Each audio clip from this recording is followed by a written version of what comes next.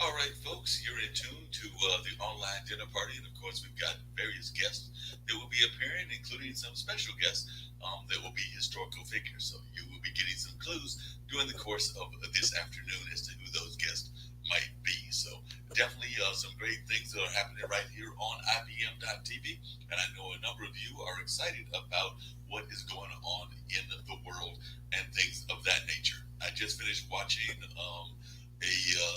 well, reading, I should say, an article that actually had some very interesting facts. It said that during the pandemic, a lot of us are turning toward the world of freelancing. I know I've had a few freelancing assignments and things along that line. So definitely, I've been involved in the freelance world and have definitely seen how that can work.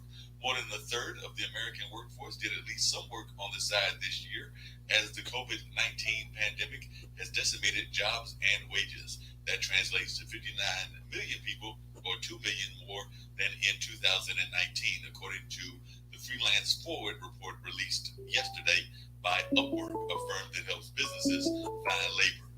There is this really long tail of people who participate a couple of times a month, and even beyond that, a couple of times a year, said Upwork economist Adam Ozimek.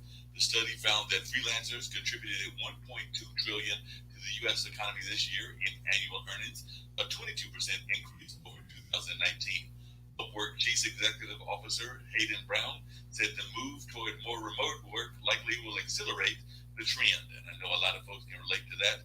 I know I've got a number of friends that have been working on various kinds of jobs like that, whether that's being involved in Grubhub or being involved in things like DoorDash or Uber or a number of other kind of gig work. I know I've even done some freelance writing, and I know some people that are doing some freelance editing. So a number of folks are definitely involved in the freelance world.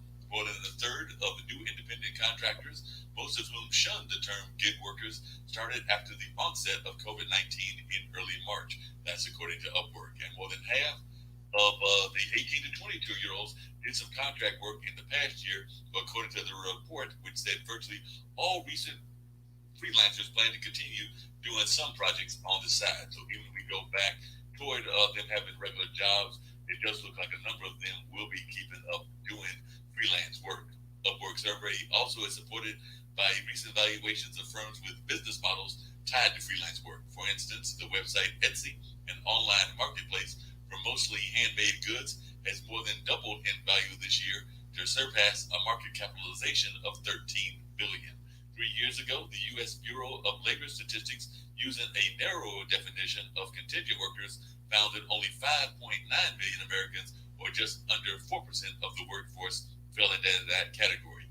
But for the current report, Upwork surveyed 6,001 U.S. workers between June 15th and July 7th. So it does look like there are a number of folks that are involved in this world of freelancing. Like I said, I know I've done a number of freelance assignments. I know that some of the other people involved with the IBM TV network have also done that as well. So definitely have had folks that have been involved in a number of these things in the freelance world. So it's going to be interesting to see how this all plays out and what happens as folks get more and more involved in the workforce. But we are seeing a number of people that are either working from home or that are working freelance work. So some of the work from home people are still working for their companies and or corporations. So there is a lot of this kind of freelance work as well as the work from home kind of scenario. So a number of things are going on in that category. So we'll be interested to see how things play out and what goes on in that nature. And then, of course, we do know that it is the political season. A number of folks are involved with politics and all of that. So we are definitely interested to find out what how that plays out. You know, the elections are coming up very shortly and all of that. So we're going to find out how that all goes. So it should be a very fascinating political season. I know a number of candidates are out there campaigning. I'm a big supporter of being sure that you pay attention to your local officials as well, because a number of times the local officials are the ones that make decisions that are more relevant to what you need to do on a regular basis. So I am definitely a fan of that. And then, of course, we've got folks that are involved in other parts of the world as well, we do know that this is a change in the sports world. So even in the sports world, we are seeing a change in a lot of how that is being handled as well. A lot of things are going on in the bubble, or they will have playoffs in the bubble as well.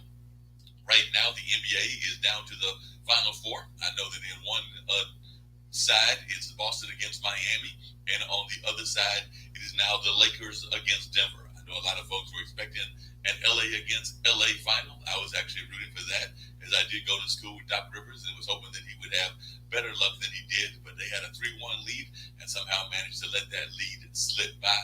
And because of that, they are going to be at home while Denver will continue on. So the Lakers against Denver, and like I said, Boston against Miami. So that's just some of the things that are going on and all of that. So definitely glad to have folks that'll be joining us. And I've got Jay Bird Wells, who is in the house with me right now, and I hope that she'll get the audio right now. There we go. There she goes. And she is an author, an actress, and a number of other things as well. So I'm definitely glad to have Jay join us in this conversation. So definitely, Jay, how are you doing? How are things going? It looked like when I was reading about your book, it's a very deep book. It's a psycho thriller, but it also touches on a lot of issues that are very important to the women of the world. So, if you would tell us a little bit about yourself, a little bit about your career as an actress, and a little bit about that book, because I was just fascinated when I read the information that you sent me about the book. Well, I am Jaybird Wells, and I'm from Wichita, Kansas. And if you didn't notice, I wrote about racism and what's it called? Just xenophobes before it was cool. So this book was published in 2014. It's called The Tale Begins. It's a soft science fiction novel that questions the heart of humanity when a group of kidnapped individuals are unlawfully experimented on, turning them into human electric cave catfish. So That's a lot. And how did you first get involved in both as a writer as well as a? I noticed that you're an actress and you've done a number of other things as well. So just tell folks that are watching on IBM.TV, and this is a global platform, about some of the things that you've been involved in and how you got involved in your careers. well, right after my science fiction novel was published, I entered the world of Comic Cons.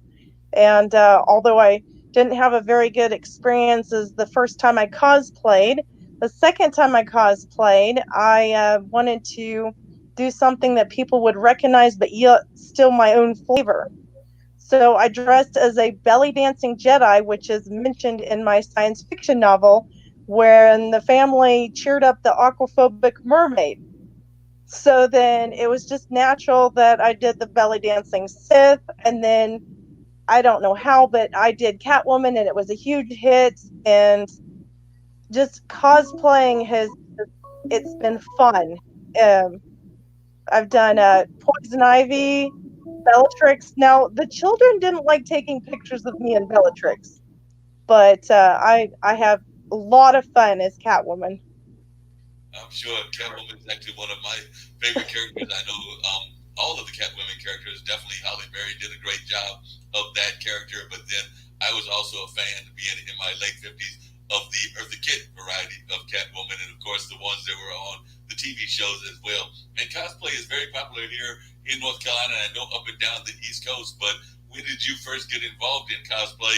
And are those, maybe you want to talk about some of the other characters that you've been involved with as well? Because, like I said, I know that cosplay is a wonderful thing. One of the things that I've times been very much pleasantly surprised by is the fact that it's starting to be a wider crowd of people that are involved Oh in yes. cosplay. At one time, it used to be just one segment of our community, but now it's a much wider segment of our community that's involved in the cosplay world. Yes, I entered into the radio and television because of networking and cosplaying, and oh my goodness, it's a whole new world. I'm got 7 Facebook accounts and connected to 30,000 liberals and conservatives because cosplaying isn't for one political party, it's for everyone. Yeah, definitely. That's what I noticed. That I've seen people of all, um, like you said, definitely both sides of the political spectrum. Definitely folks that are involved in different societies. I've seen folks that are African American, Latin American, and a Right. number of other folks that have been involved in cosplay. I've seen folks across the different orientations that have been involved with cosplay as well. So it definitely seems to be very much of a unifying force. So I noticed that a lot of folks, when Right. they're out there, it has that kind of universal appeal. So I know one of the things Well, we're doing at IBM.TV is we're celebrating next week on Monday, Peace Week. So this coming Monday, we'll be celebrating International Peace Day. And whenever I see that kind of cosplay attitude, that seems to be a lot of what you folks that are involved in that are all about. So like I said, there seems to be a very much a kind of crowd that draws in people and embraces people of all cultures and all types. and just to let you know, this is not my ears. This is actually earbuds that are shaped as elf ears. So it kind of encompasses other areas of your life too. Right. Definitely, you get to enjoy those kind of things. You get to like add other things that play into it and all of that. So that's really fascinating. And when did you first discover cosplay? Was it when you were you born there around Kansas, or have you always lived there, or Oh, how yeah. did that come about? I'm from Wichita, Kansas, and I thought that cosplay and Comic Cons were only in other states and on the East and West Coast. But I found out quite different when I became an author. And holy crap, there's cosplays and Comic Cons in Kansas. There's a whole bunch, and there's a whole variety. There's Transformers. There's steampunk. There's I mean, it'll have different things that you focus on, like Doctor Who or sci-fi. It's just it's a whole new world, and it's not just for kids, it's for adults, and it's a blast. And then I entered into the radio. I do radio every weekend, do two shows. I used to do and I'm still in touch with them, but there's a show in South Korea where I used to work with them. So there's just so much opportunity out there. I got hired by a movie company to fix their movie trailer, so that was a blast. Wow, it sounds like a lot of great things that are happening in there. A lot of people, when they think of Kansas, of course, they think of Kansas farming and they think of things of that nature. And of course, I know Wichita is a big city, but if somebody was to, of course, we're in the middle of the virus, so people aren't traveling that much. But whenever this breaks and folks could come to visit Wichita, Kansas, or just Kansas in general, what are some of the things that you would encourage them to go and visit? Because, like I said, I'm always interested in other parts of the world, even other parts of North America, and what they have to offer us. So, what are some of the highlights of the Kansas and particularly Wichita that you like to go to? Well, in Wichita, Kansas, there's ICT Science Fiction Comic Con, and there's Air Capital. I've watched Air Capital grow from a little baby Comic Con to exponential, like like so huge that it's almost getting to the point where it's like the East and West Coast, where it's just a huge event. Um, there's the Renaissance fairs. You can't miss those. There's tons of museums. There's the Exploration Place, the World Museum. They did some place in Derby that has dinosaurs. I haven't been there yet, but boy, you can see it driving from the road. Giant dinosaurs. You can't miss that. Wow. So there's like giant images of the dinosaurs, and it's actually off on the road. So, like you said, you can't miss it when you're over there. So that's just No. fascinating. Totally. I'm going to bring in one of my other guests who's a musician and everything, and we'll continue the conversation. But I definitely want to talk to you also about the book because, like I said, the book definitely talked about a lot of things that I know are very important to you at all. So I'm going to bring Sean in. Sean is a great friend of mine and a musician out of the Durham, North Carolina, and the Triangle area and all of that. But he's performed all over and he does all kinds of great music, whether it's jazz, whether it's what some people might consider pop or a number of other sounds. So he definitely does some variety of sounds. So Sean, glad to have you on the show. Good to see my old friend joining me. And also, I know one of the songs you did, which I played not that long ago, and I'll try to bring it up on the YouTube again as we have this conversation, was one that you dealt with that dealt with all the things that we're going through in this world, whether it's coronavirus, whether it's the Black Lives Matter, or whether it's a number of other things. So I know that to you, this is very important that musicians and artists try to take their part in making statements. So I know a lot of folks have been watching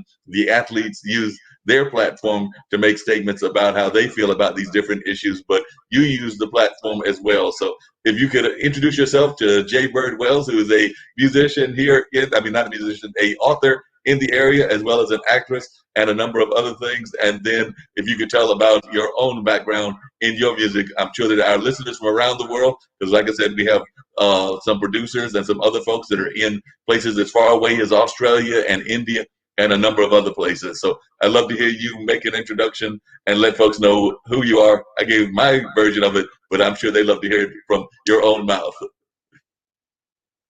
Well, that was a tremendous introduction, Mark. We have known each other a long time. I remember you even booked me a couple of shows back in the day, and I've been playing music pretty much my whole life. So the transition to becoming a singer-songwriter and a performer came actually after I moved up to North Carolina around 2001, and I sort of honed into the writing side of me, which is what I do for a day job. I'm a writer. I do content strategy for Red Hat.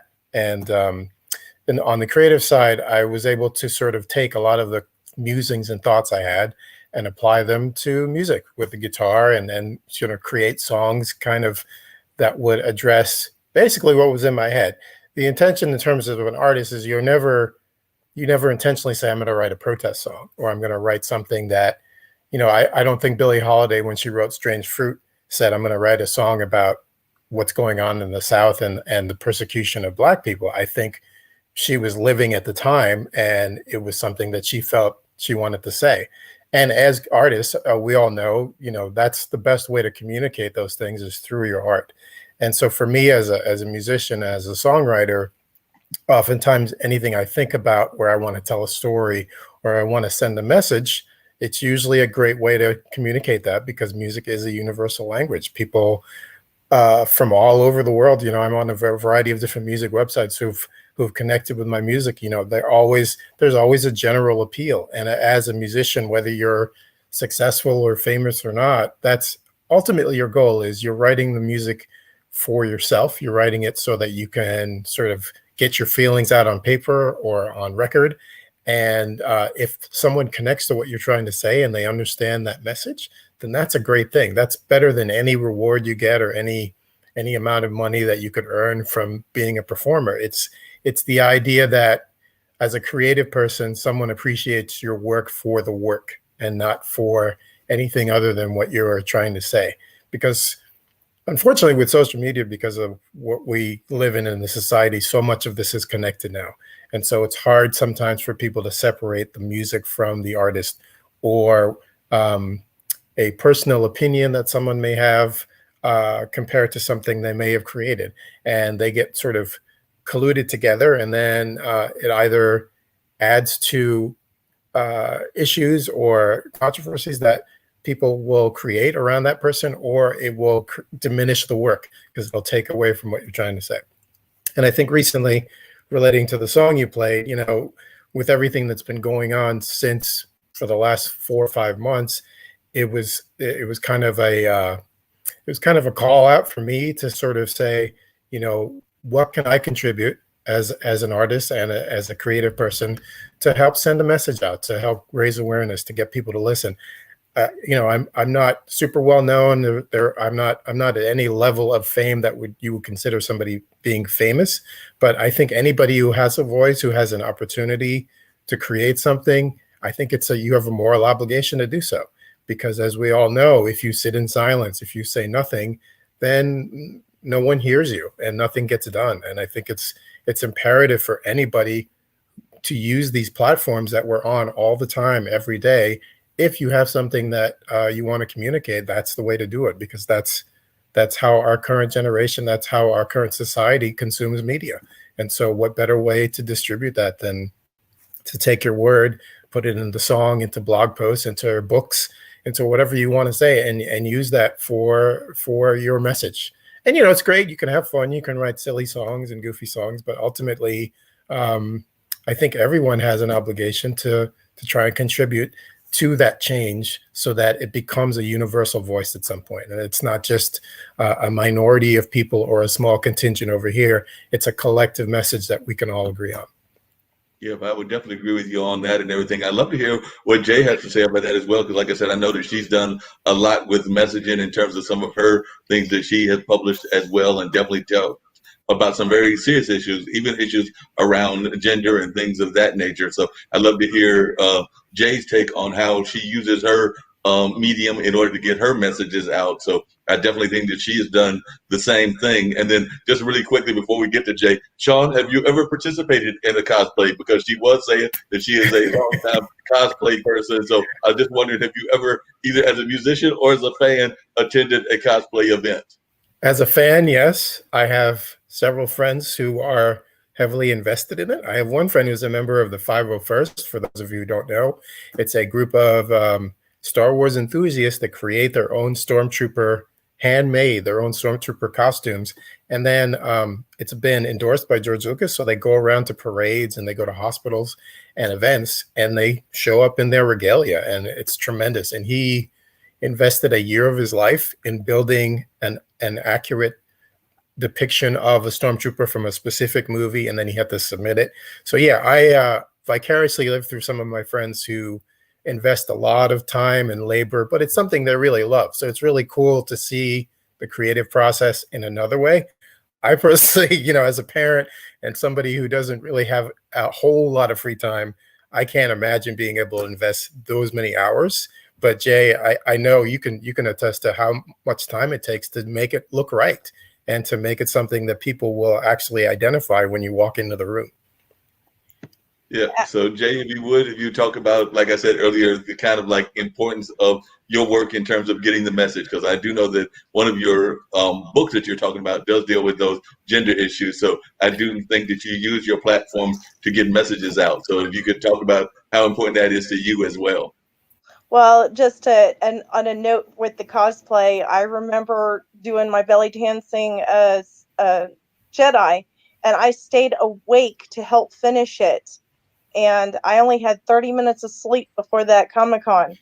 So, and I wanted to make sure every detail was correct.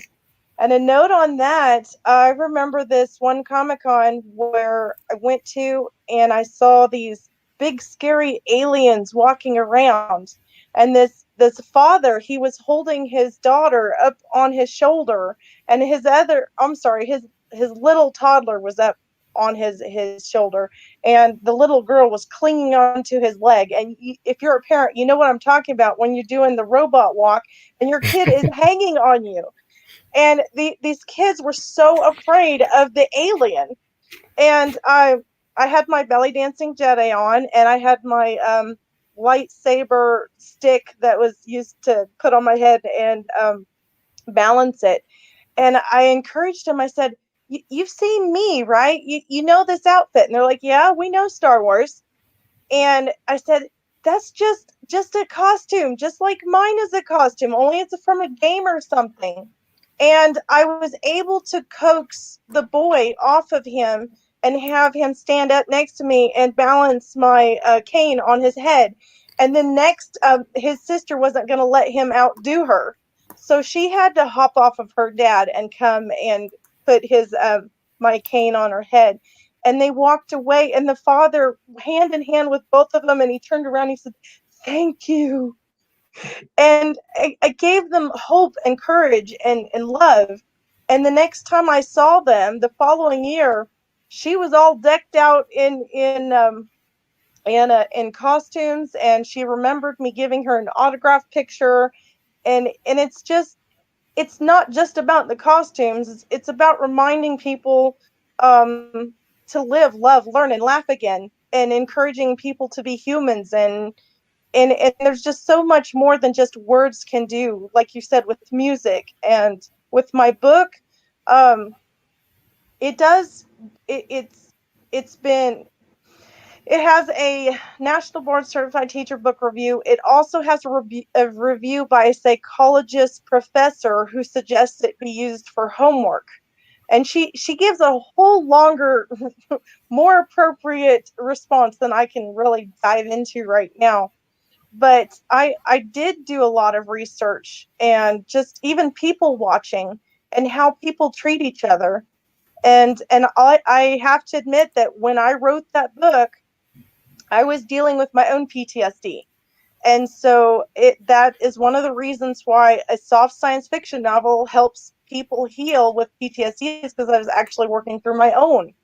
So in it doesn't really dive into like the Me Too movement, but at the same time, that was what I was going through. I had been hurt by a doctor, and I worked through that in my story, where the character is actually dealing with being kidnapped, experimented on, and her whole entire life has been changed. And just how people connect to each other. And yes, there was a lot of racism in there, because I did a lot of research when it came to genetic. Oh, I forgot what it is, but just to give you a little tidbit, they didn't tell one of the characters that their father was actually from Africa, and he had black pigment in his skin color, and it didn't show up for a generation. And so her daughter was actually black, but she was white, and so that's a regressive gene. And people made fun of them, and she thought that her husband thought she cheated on him, and it really dives into how people treat each other. So it's kind of scary how I wrote that back in I wrote it before 2014, but it was published in 2014, and how much has changed since then in society. Yeah.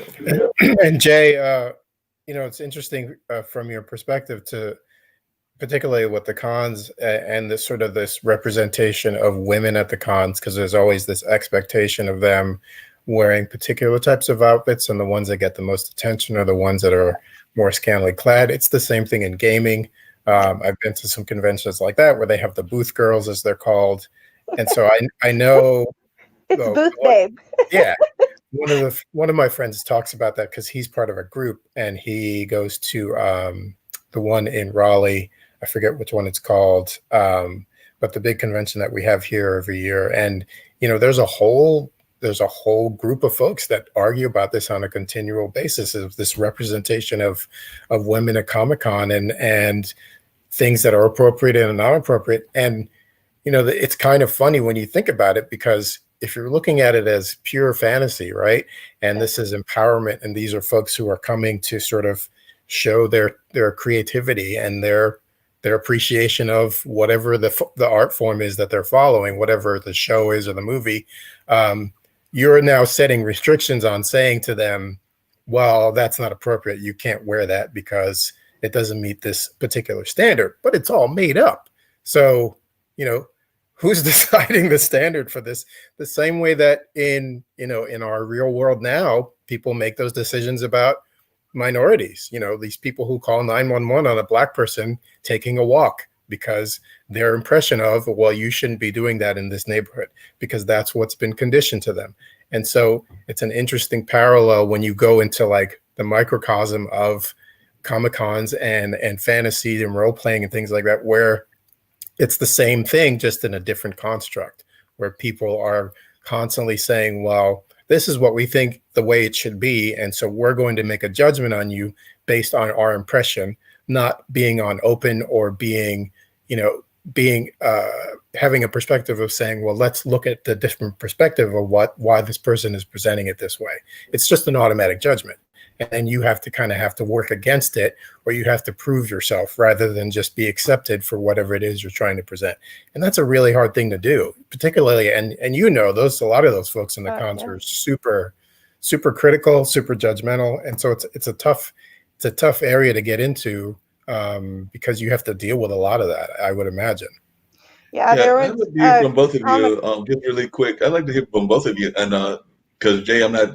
If you want to talk about your own work environment and everything and what work you do, but Sean, you're in the field of tech and computers and things of that nature, because you do work for Red Hat, and Red Hat is definitely one of our leading computer companies nationally and internationally, as well as right here in North Carolina. So I am sometimes wondering how you feel as an African American man working for that corporation, because I know a lot of times we don't see that we get enough representation in companies that are high tech and video companies and things along that nature. So I was wondering, as one that is involved not just in your music career, but also in your job at Red Hat, if you could speak a little bit toward how you deal with some of even those stereotypes and biases within that corporate world.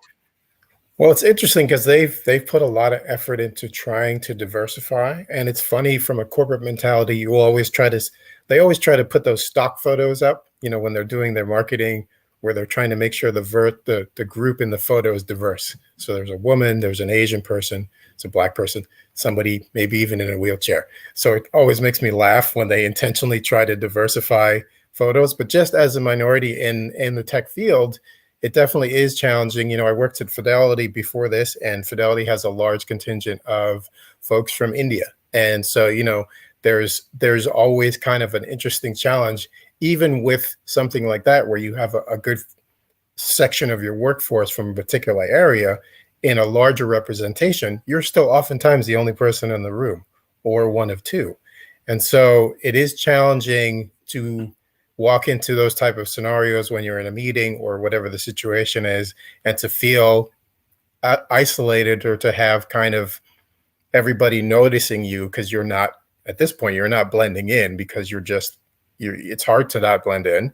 And so you have to sort of calibrate kind of how things are. And sometimes, not as common as it used to be, but sometimes you still have to sort of call things out if things are being said, because you feel as that person is that you have to be a representation of folks who are like you.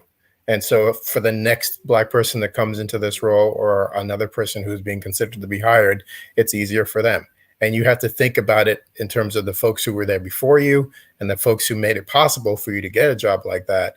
It's definitely something that you carry around with you. It's not a burden or a chip, but you have to be cognizant of it. You can't just sort of go blindly about going, oh, well, that's great, I have this job.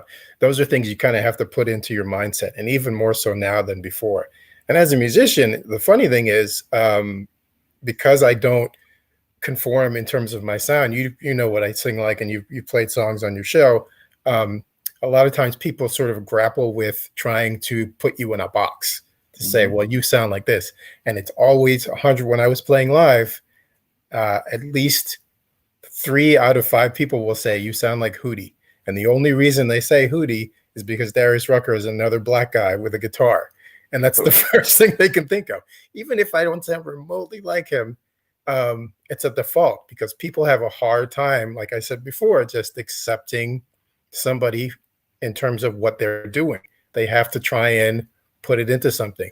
And, it's the same if you're just walking around in general life and people see you and you go, oh, you look like that actor, who's bald and has facial hair. And it's just like, well, well, do I really look like him, or was that the last guy that you saw on TV that reminds you of him? Because it's one of those things. So it's something you have to work at, and you have to be cognizant of as an individual, as a professional, as an artist, and you have to sort of weigh the reaction and your presentation in terms of how you want to present yourself.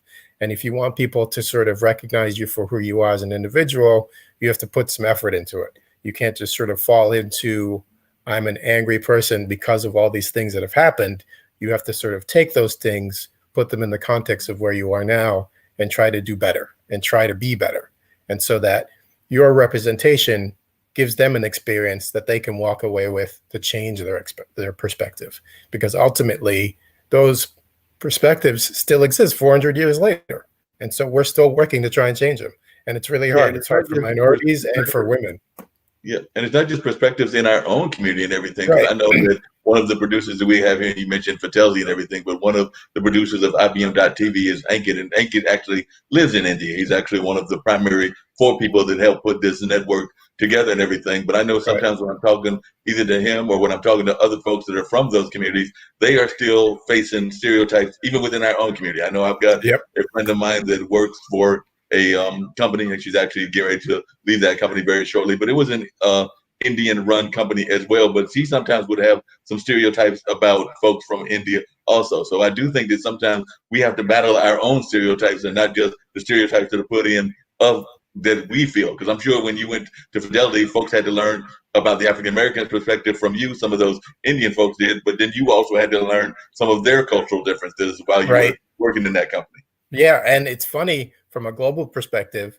The additional piece is there are perspectives that are created globally that you're also trying to deal with both on both sides. So people have perspectives of what Asian folks like or Indians, and then the same goes for Asian folks looking at African Americans, not just Black people in general, but specifically African Americans, based on just stereotypes of things they may have seen on TV or hip hop, and they sort of come in with an expectation based on nothing else. And so it's interesting to sort of be able to, get past those assumptions and those perceptions and try to establish that common ground. Because ultimately, like a job, we're all working for the same goal, which is to finish this project, to establish this particular piece of technology. So it doesn't matter what you look like. The ultimate idea is if we're trying to create something or build something, that's the end result. The same way as if you've never seen me before and you hear my song, you're not going to try and create an image to go, well, that must be a white guy or a Black guy. You listen to the music and you appreciate the music. And so once you have the face or the person connected to whatever it is they do, you then have to sort of balance your perspectives. And that's a constant daily effort. It's not something you can just be casual about or sort of be less vigilant about.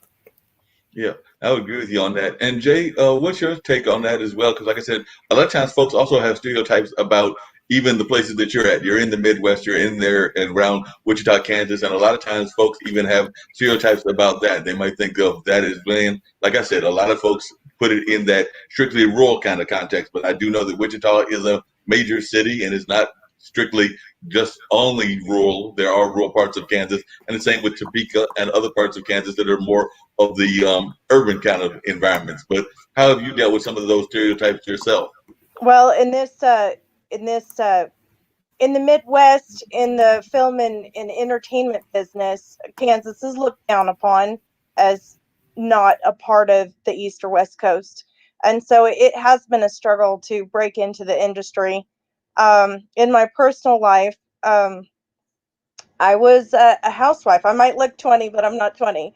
I was a housewife. I dealt with my son during his cancer. And I actually, when I had to go back to work, people did the chicken and egg syndrome where if you don't have a job, you can't get a job.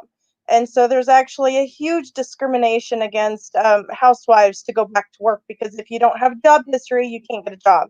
I was actually told that I couldn't get a job as a waitress because instead of getting a job, I had to take care of my son during chemo. I breastfed 3 kids at the same time to give him a better life than all the other cancer kids. And she actually told me I couldn't get a job because I should have been working instead of taking care of my kids. Nobody's going to babysit that kid during chemo. Trust me, not even family. That's the discrimination I had. And then I also got discriminated against because of religion. So not just a middle-aged mother who was stuck at home to be the babysitter and the first care provider, but I also had religion against me too. So it's there's so many things against women that people just don't get. Sorry. Yeah. No, I got that, and you're right. A lot of times, folks don't think about that and all of that kind of concept and things of that nature. Sean, you've definitely had raising your kids with your family and everything, but I'm sure that you've seen some of the biases that women have gone through, even when you talk to your wife and everything. Oh yeah, I mean, it's interesting because I'm in a blended family. If depending on which kid we're out with, there's just a general assumption that, well, they're not together, or that's not their kid, or they're adopted, because people, they see a blended family and they don't know what to make of it right off the way. Because even in 2020, the notion of blended families and mixed marriages is still not as far along as we thought it was. And so people still have a hard time. And living in North Carolina, I could say that for a certain area of the state, if you're traveling around, it's a little less liberal, a little less open in terms of their opinions. They're a little more dated as to where their beliefs lie. So, as you travel around different parts of the country, and even if you travel around different parts of the world, it's interesting to see how those things are perceived. Some places people just, they don't even bat an eye. Other places they just make general assumptions based on nothing other than this doesn't look right. And so they go, well, you clearly can't be related to that person because you're not the same color or you guys don't match. So it's a challenging thing too. And I would say, as far as the perceptions around women, those things still sort of linger around in the workplace, in sort of general life, in art. You think about how women have to essentially be at a certain level to go past what would take less effort for a guy to do as a musician or a writer or an actor.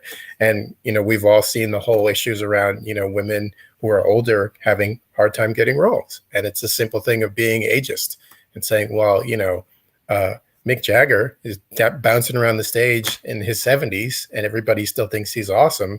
If there was a 70-year-old female rock star, it wouldn't happen. It wouldn't exist because no one wants to see a 70-year-old female rock star.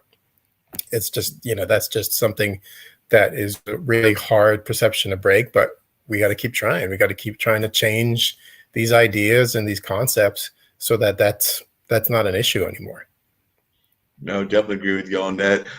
Jay, as you were hearing Sean talk about that, and you mentioned earlier that you are not that you're not in your 20s, that you're definitely a mother and all of that. So how has it been trying to get into the business, and what are you doing to try to get into the business now? Because like I said, you've done the radio shows, you've done a couple of other things, but what are some of the things that you are specifically doing right now to let folks know that you are still available for the work? And are you available for whenever this pandemic ends, are you available for jobs in the West Coast and the East Coast? Because a lot of times folks have this idea that it's got to be either New York or California. I actually think that a lot of time we can find some great acting and some great things that are happening in our own community. Like I know here in Durham, there have been in the past some small theaters, even though some of them have closed down because of COVID and other economical concerns. But we've had a number of great small theaters, and we still have some that exist. So I just think that a lot of times it can exist on your local level. So are you involved in like your local theater community?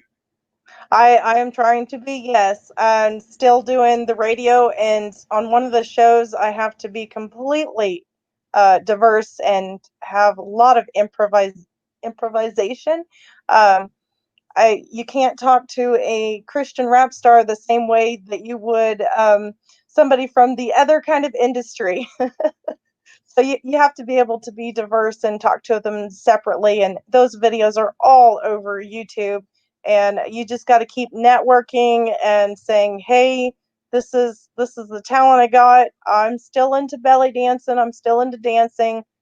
Um, I've worked up with a pinup artist. He's created two masterpieces of me. One of them makes me look like a dragon rider, so you can get that on t-shirts and a book and bags and backpacks. I've got some masks out there that people teased me and called me the Princess Gangsta. So there's a lot of merchandise out there. Um, you just got to keep networking and saying, hey, I'm still here. This is my talent. Look at me.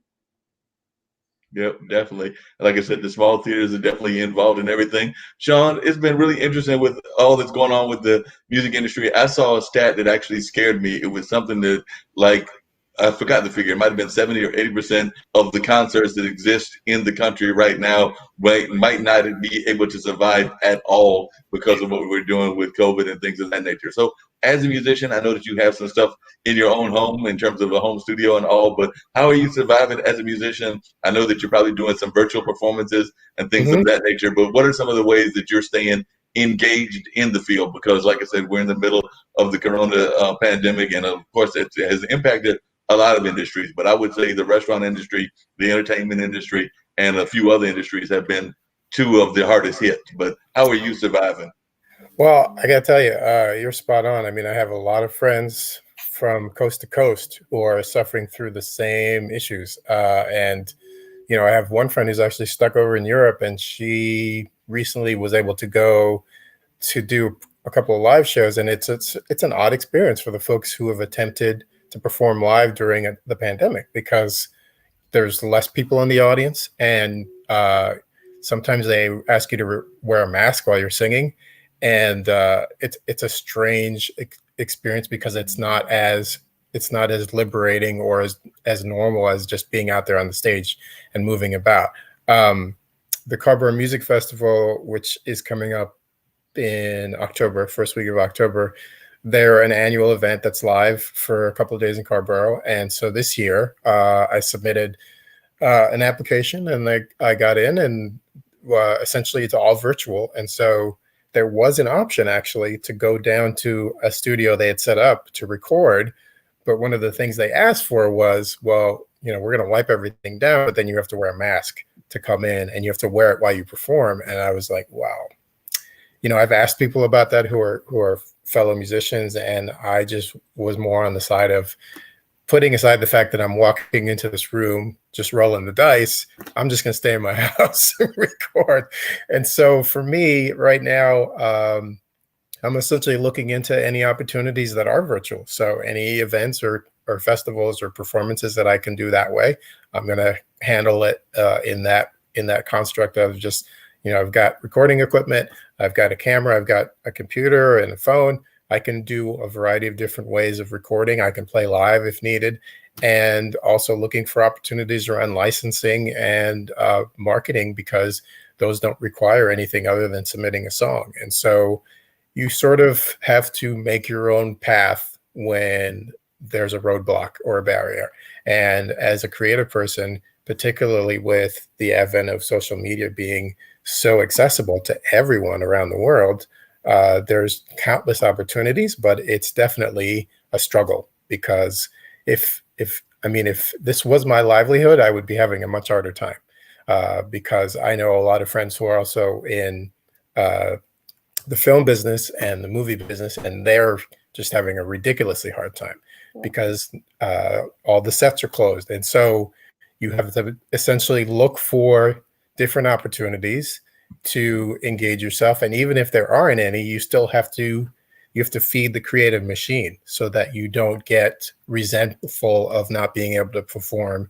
You don't get angry or bitter and say, well, I don't know when this is going to end. I'm just going to give it up for now.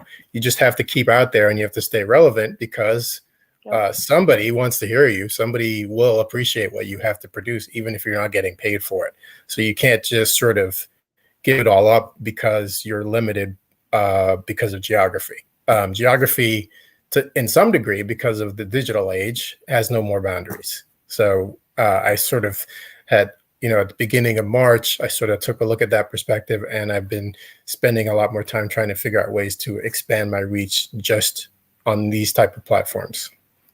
Yeah, that makes a lot of sense. And Jay, if you would, how are you coping with this? Because, like I said, we're in the middle of a pandemic, and when I think of cosplay, that's very much of a public kind of crowd and all of that. So, definitely, you're involved in the cosplay world, and I don't even know how many of these things can take place in this new normal. So, like I said, how are you coping with even trying to have those kind of events on a regular basis?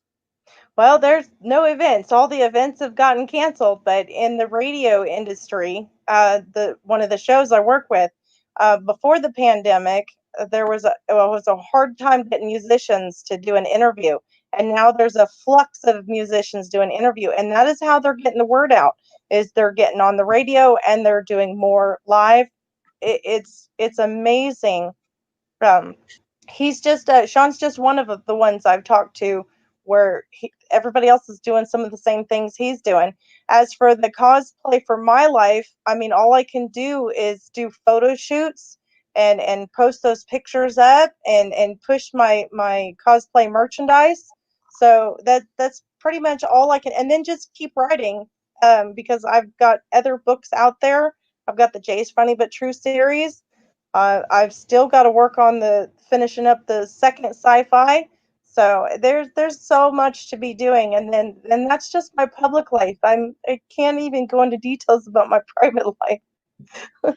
Yeah, that makes a lot of things, makes a lot of sense. A lot of folks are trying to balance the public and the private. I imagine that if you said you got the kids, so the kids are going to school. I know Sean's got Yep. kids as well. So how are y'all even couple with that? I'm fortunate in the sense that all I've got is a couple of nephews. So my brother's in charge of their life along with the lady in his life. But that being said, I am the good uncle, so I see them when I have to see them, but don't necessarily have to deal with the raising of them in terms of like the schoolwork and all of that. But how are y'all coping even in the school situation? Because I know that here we're doing a lot of things virtually, so I think that that's Yeah, what's going on around Chapel Hill and Carrboro area, Sean. But also, Jay, are your kids in school, or are they doing it that mixed blend, or are they doing it virtually? How are they doing it?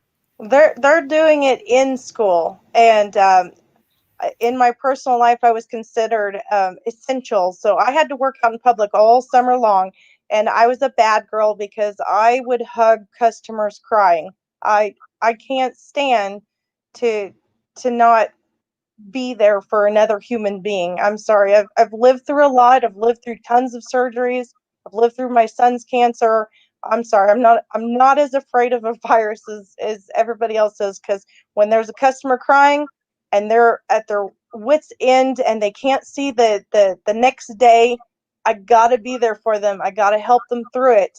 Um, as to me, I've got medical and PTSD exemption from wearing a mask, which it's really hard to get a job.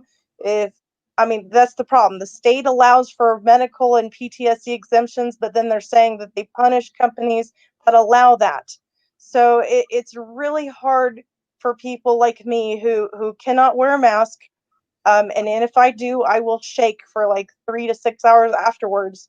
Um, so it's just it's hard for people during this time period when I mean, I can handle looking at people with a bandana or a cloth mask, but when it comes to the disposables, I just can't handle it. But in the last couple weeks, I've learned to start rolling my eyes at the zombies, so it doesn't affect me as much. But when it comes to my personal life, I still can't have that pressure on my nose. I still get claustrophobic. It's I have a different perspective than some people. Yep, that makes sense. What about yourself, Sean? How are the kids doing in terms of their schoolwork? Because I believe that here we're doing a lot of that hybrid version, so they're partially in the school and then partially a lot on doing it from the computer and things of that nature. So, how are your kids we doing are in terms of school? we are 100% virtual. So I've got two teens. My stepkids are in the house. My older kids are in college, so they're dealing with their own situation based on the school's policies there. And then my youngest, my toddler, is also not in daycare.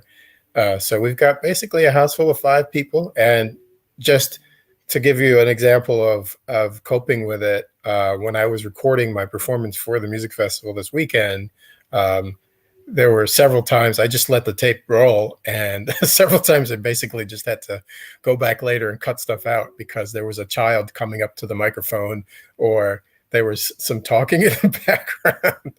And so, I think a lot of companies and a lot of things like this have sort of made that kind of a natural part of what we do now. So, I think they're called coworkers or work assistants. So they come up with all these different terms.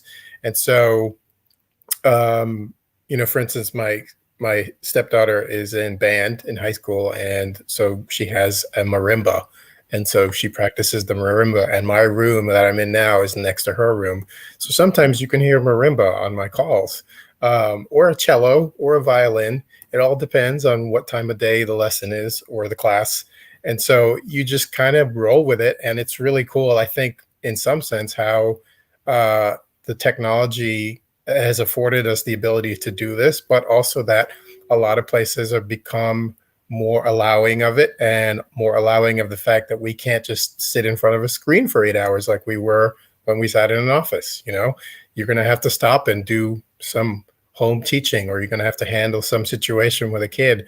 And this is something that I've never seen before because, up until this, most employers just expected you to come to work, and they were not as allowing for you to have these kind of interruptions in your day. So it's a pretty cool transition that COVID has allowed for, and hopefully it stays when this all settles down, because I think work-life balance wise, it allows us to create a better idea or ideal of what that should be, that people are always trying to profess that you need to keep in your life. Yeah. Yeah. Well, one of the things I noticed is I'd actually gone to a restaurant yesterday, and I was talking to a guy that was talking about the online work and doing work from home and everything. He was actually of the opinion that he might be, and I was thinking that I might have that same argument, that we might be doing more work and we might be more productive. So it might be interesting to see whether Yeah. our productivity hasn't increased, just because there are a lot of times we want to avoid in some ways, and I hate to put it this way, but sometimes we want to avoid the other parts of what we need to do in the house. So then if the computer is calling us to work, then we might go to work because we don't necessarily want to do the dishes or some of the other things that are going on. So in terms of work productivity, I think we might be seeing an increase. So I don't Yeah. know whether y'all would agree with that or not. I think it's more fluid now. So I think what what I've seen, at least in the two places that I've most recently been, is you have kind of these waves of where I have this window of time where I can get a lot done, and then I have this window where I can't. And because we are able to be connected on a continuous basis, we can always jump back in.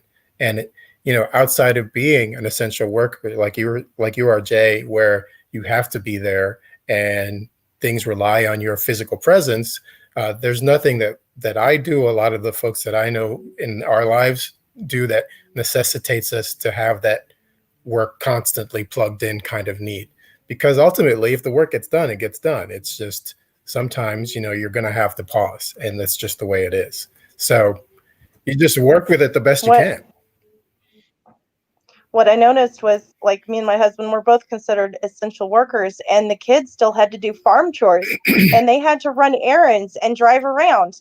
And they actually had friends who said that they, after a certain amount of quarantine was over, my daughter was rejected to go to a birthday party because our family wasn't quarantined. Well, I don't know what to tell you when, both parents are working and the kids have to go do farm chores and go to the store and go grab groceries, and it's just, you can't. I've been told, that I can't tell you how many lectures I got for being out in public, and it's like, you know what, either I'm essential or I'm not. So I'm essential to feed my family, and work requires to feed for me to keep my job, and if I don't, then I don't have food and I don't have rent money. It's just, you can't have both worlds, telling everybody to stay home and then telling them they can't eat or work or live. I've been told that I needed to be removed from society because, I'm out in public or I wasn't wearing a mask. Uh, it's People are forgetting how to remind other people to live, love, learn, and laugh again. I'm sorry, but as from an author's perspective, it when you can't see somebody's facial expressions, it actually dehumanizes each other, and you forget to treat each other, that there's a soul behind that face. And the masks cover, I mean, think about children, babies. What is the first thing they really cling on to? It's the facial expressions. And now us as adults, and we're removing those facial expressions, we're dehumanizing everybody. And it's sad that people can treat each other like this. Right, you got a good point there and everything. I was also wondering, because you mentioned about the farms, and I want to hear both from you as well as Sean, because I grew up, even though I live here in Durham, North Carolina, I grew up in a little town called Warren, which is a rural town. So to me, farms are very much an essential part of what is going on, and I don't think that we're given enough support to our small farmers and our people along those kind of lines. So I would love to hear from both of you what your thoughts are about how we're doing in terms of supporting the farmers and the people that are doing a great job of trying to grow our fruits, our vegetables, and other things that are very much necessary in our lives. So, Jay, you're in there in Wichita, you're in Kansas, and I know there's a number of farmers that are there. So, I'd love to hear from you, but I'd also like to hear Sean's take as well. But I'll start with you, Jay. The sad reality is, during this last summer, um, the trucks got closed down, the markets got closed down, and people let food rot, and they wouldn't even let people give it away. There was there was ranchers and farmers that couldn't sell cows because they shut down the markets, and then they're stuck with all these cows, or it was insane. And then they complained about how there was no food. Well, when you shut down the way of selling food, then of course there's not going to be food. And they were shutting down food from overseas, but they weren't allowing, everybody's saying, hey, buy American first. Well, then let us sell it. Don't just stop us and from selling it. But there was a lot of crops that died. Here's something interesting. Usually, you can always buy seeds every year, and this spring, there was actually it was a higher demand because more people wanted to do smaller farms and smaller gardens, and so there was a higher demand. So you couldn't hardly get certain seeds because they were off the market. And the problem with that is there's a lot of these bigger companies that are trying to copyright seeds so that you can't reproduce it on your own. And that's the sad thing, is that once you take away a person's ability to be self-sufficient, then you have to rely on the bigger companies for food. And so there was this huge grab of crushing self-sufficiency and the American spirit this summer. Oh, wow.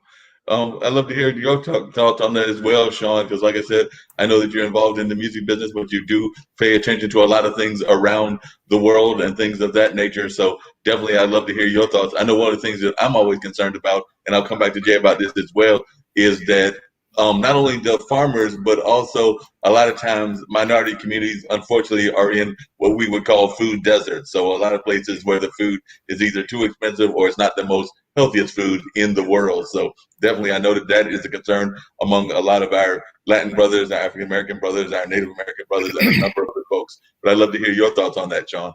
Yeah, I actually, our family, about a year ago, we went and helped build a family garden or a community garden in downtown Raleigh around one of those food deserts, because it is surprising to think about living in a rural area or a state that has a lot of farming in surrounding counties, how much of that is not transferred over, and how difficult it is to support these workers and these families in the minority communities or minority farmers, because you're dealing with a lot of logistics. You're dealing with a lot of things like hiring immigrant workers and trying to make sure that they're treated properly.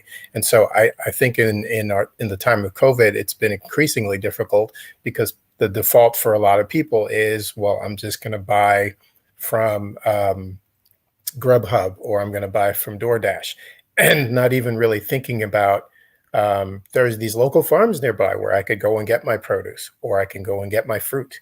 And I actually have a couple of farms right near where I live. And so it's a matter of having to think about the impact of the economy on things like farming and lower income communities, and trying to figure out how we can support them.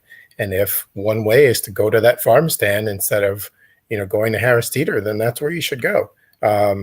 There's no reason you couldn't, because you're outside, it's socially distant. There's not an issue in terms of worrying about catching something. It's a matter of investing the time, because we're in a push button economy that says, if you're trapped inside and you can't go anywhere, just order everything. And the downside of having that convenience and having that technology to our advantage is that we're not servicing the needs of those communities and those farms, because they don't have that technology implanted as part of their business model. It's not something that they can tap into, because it's not part of the structure of how they grow food or how they get food to your table. So you have to figure out another way to do it. And there are companies that are servicing that need. There's just not enough of them. There's a lot of folks who have started businesses or nonprofits where you can buy kind of the food that's less attractive in terms of the produce and the fruit, and they'll deliver it to you in a box, and it's perfectly healthy to eat. It's just, it doesn't look as nice, and it doesn't have the sheen like when you go into the produce section. And so that's one way, and we do that. And again, it's just a matter of, before you order that pizza or before you go down and you go to the produce section at your local supermarket, think about, is there another way I can get this stuff that will help give that family some money, because they still have to grow food. They can't just throw it away. They still have to supply this resource to our society. How do we keep them going so that this doesn't die out, so that people don't lose their farms and lose their homes? Yeah, you got a good point there. We definitely have to do that. I actually get one of those boxes. I actually got it earlier today, so I get the I'll go ahead and say their name. I get the produce box. So I actually got some stuff that I just recently got today. So I know I've already had one of the bananas and one of the apples. Still trying to figure out what to do with that okra and those butter beans that I've got, but I'll figure out how to cook them or something along that line. So whether Yeah, it's me yeah. doing research or making some calls, but we'll figure out some way to have that and enjoy that food, because I've already enjoyed some of the fruit that I've gotten already. But along those same lines, Jay, I was wondering, when we think of the migrant community, we oftentimes think of like Texas, Florida, and places like that. We don't necessarily think of the Midwest. I do have, as part of my ancestry, not just the African American part, but I have some Native American blood as well. And part of that blood, I know that there is Native American populations there in Kansas. But how are the migrant and the Native American communities doing in the Midwest? We don't hear enough about how they're doing, because usually we hear about California, we hear about Texas, we hear about Florida, but we don't hear enough about those communities in the Midwest. But I know they exist in the Midwest. I did hear I've got some Indian Native American in me, but I'm not really close to the reservations. But I do know from the rumors that the pandemic hit them harder, because it's a sad reality that they don't do a whole lot of jobs. And then when the pandemic hit, it just kind of kept them closer into the reservation, and it they're having a problem like the rest of the United States with human trafficking and um, addiction problems, just like the rest of America. And there's by confining people instead of letting them out and getting the sun, which was a huge part of fighting COVID, is vitamin D and zinc. And you get part of that from your diet, but you also get that from going outside and breathing the fresh air and getting out in nature in the sun. And once you confine people indoors where it's dark, it just increases depression, loneliness, um, and that's just how it is. And I hate to say it, but in the Midwest, in Kansas and in Oklahoma, in some ways we're not affected like the East Coast, because I'm sorry, but there are a lot of people walking around without masks on, and there is not a huge amount of virus problems. I'm sorry, but when three-fourths of a town is dead, then that's when we have a pandemic. But we're not seeing that kind of a pandemic in the inner area.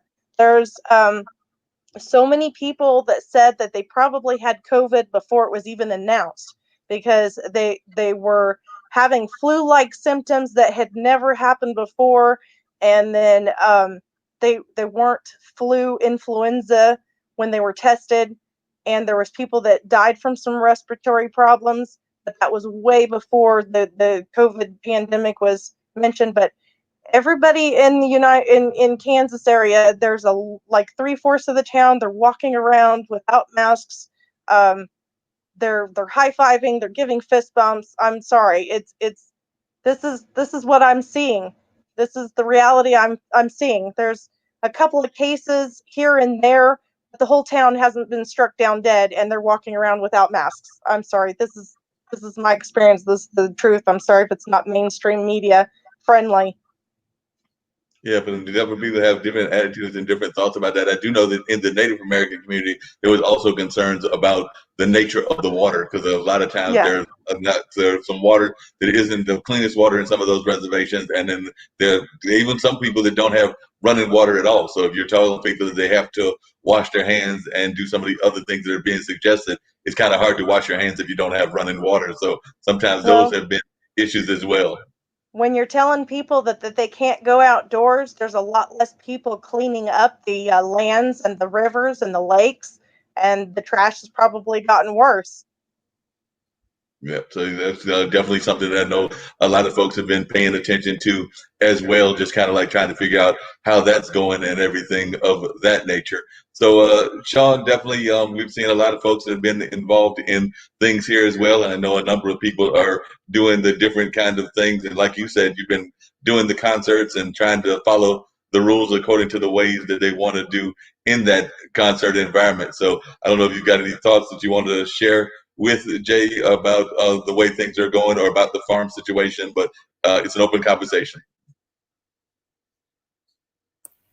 Well, I mean, in North Carolina, we've definitely had different results, Jay, than where you are. So it's all about perspective as far as certainly, I think the hardest thing about this pandemic from the start is the disinformation and the misinformation.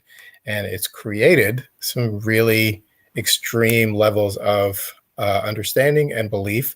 And then there's just a lot of speculation and a lot of undocumented and unbiased information that has nothing to do with science or facts, it has to do with personal opinion. And, you know, as I was saying earlier on when we started talking, people have perceptions, people can make their own judgments, but ultimately it's about your experience and where you're living. And if you're in a situation where those numbers are still going up and your chart looks like this instead of like this, then you have to be more cautious. You have to think about the livelihood of not just you, but your family and your neighbors. Like my neighbor who lives 10 feet away from me, she just told me a couple of days ago that her family got COVID and they were out for 2 months. And, you know, it's that present in terms of there could be somebody in the house next to you that has it and you may not even realize it. And so it's a matter of perspective and of where you are. There are certain parts of the world where they've only had less than 100 cases, and that's awesome. But I think the challenge is, as intelligent human beings and people who are rational, is getting caught up in the misinformation. And because of social media, that information then spirals, and then people sort of play off of it, and then they comment on things that started out as, it's like that game of password you played when you were kids, or telephone, where the message over here ends up completely different when by the time you get to the end of it. And so it's not for me to judge your perspective on what you think it is or what your experience is, because I don't live there. So I have no way to testify to that. But it's a matter of understanding the reality of the situation and what you want to do for your own personal experience that's going to make you feel safe. Because ultimately, people can be careless about things, people can be reckless or inconsiderate, but it's a matter of everybody at least understanding at a certain point that this is something that is happening. It's still happening. It's not going to go away anytime soon. We just have to figure out how to best cope with it.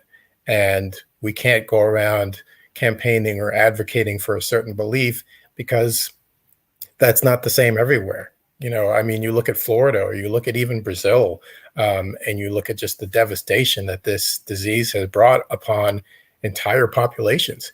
And so you can't just be flippant about it, but you also can't, you can't go against somebody, or you can't start a whole argument with somebody based on what they think, because that's kind of the nature of the echo chamber of Facebook and Twitter and YouTube is, you put something out there and then people latch onto it, and then it continues and it continues. And so for my personal experience, we're doing the best we can to isolate and to not engage in a lot of peopling, and to not go out and traipse about town and do a lot of things. And, we're keeping our kids home because that's what we believe. And that's how we want to follow this until we feel that we've reached a certain level where that's no longer a necessity to be that vigilant. And so that's essentially my take on it. And, Jay, you're having a different experience. You're an essential worker. So your perspective is going to be exactly what you said. And that's entirely up to you. And that's entirely for you to say, because if you're saying it's not the popular belief or the mainstream belief, well, it isn't, because you're in a situation where not everybody's having that experience. So of course it's not going to be the popular belief. But the thing that I have issue with is when people are trying to convince you that this is the way it is, or to try to tell you, well, this is what we think and you're wrong. It's not about right and wrong. This disease, this pandemic doesn't play favorites. It doesn't decide based on who you are. It just, whoever gets it gets it. And so that's the main thing that we have to remember. And we also have to remember that we're not even close to a point where we can say, well, it's all over. Let's just go on our lives.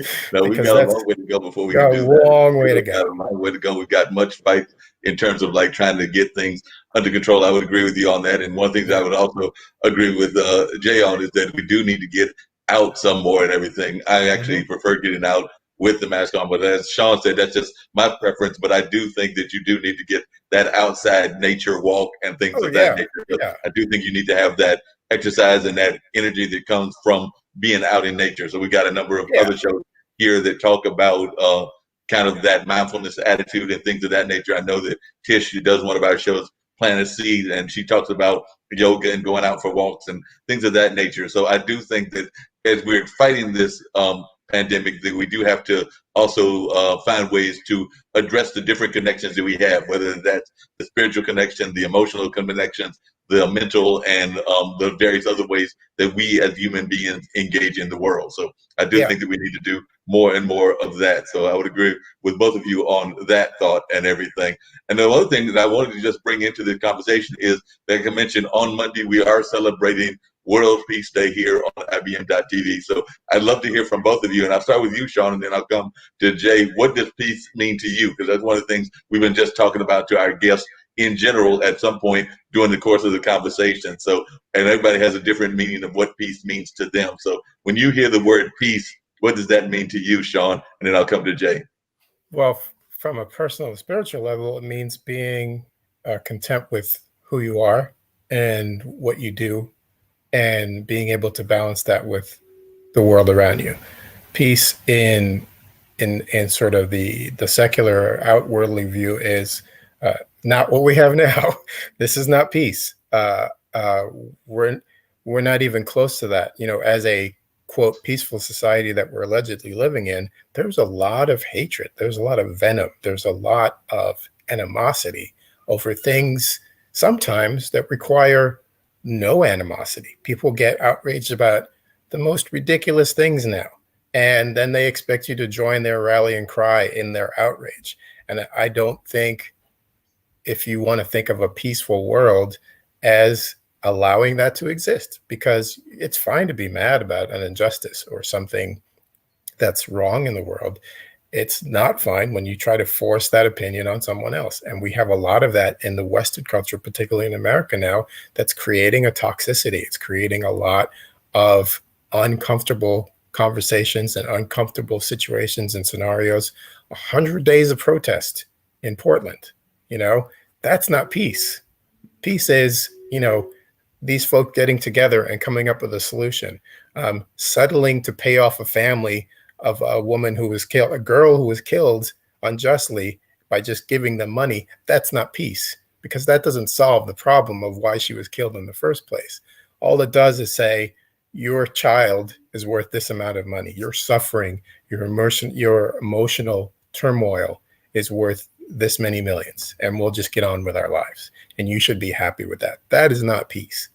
Peace for me is where things like that don't exist, where people are able to come up with these resolutions that make sense, not just throw money at the solution or to yell at people or to get in arguments. And so that's in a peaceful world. You go to other places in the world where you have sort of a semblance of that doesn't exist. That toxicity, that animosity, everybody sort of gets on and they do what they need to do. And when it's time to get together to accomplish something, they do that as well. And that's kind of my idea of what peace should look like. Yeah. What about you, Jay? What does peace mean to you? And in some ways, there's nothing more to add than what Sean said. It's just you do you, I do me. Part of peace is not coveting, and people have forgotten how to stop coveting, and they're coveting other people's lives, their livelihoods, their the cards that was dealt to them. And peace to me would be to stop coveting and bring back love and compassion and reminding others to live, love, learn, and laugh again. It's starting to be more tolerant, and people have lost their tolerance for each other. Sean and Mark, you both go out and wear masks, and I can't. And people have forgot to be tolerant to my feelings. I'm being told that people that wear masks, that their feelings and their health matters. Well, what about my feelings and my health? Why cannot mine matter? Why cannot my family matter in eating? So we've lost that piece of forgetting how to covet, and people are just coveting. So I would say just love, faith, hope, virtues, honor, loyalty, respect.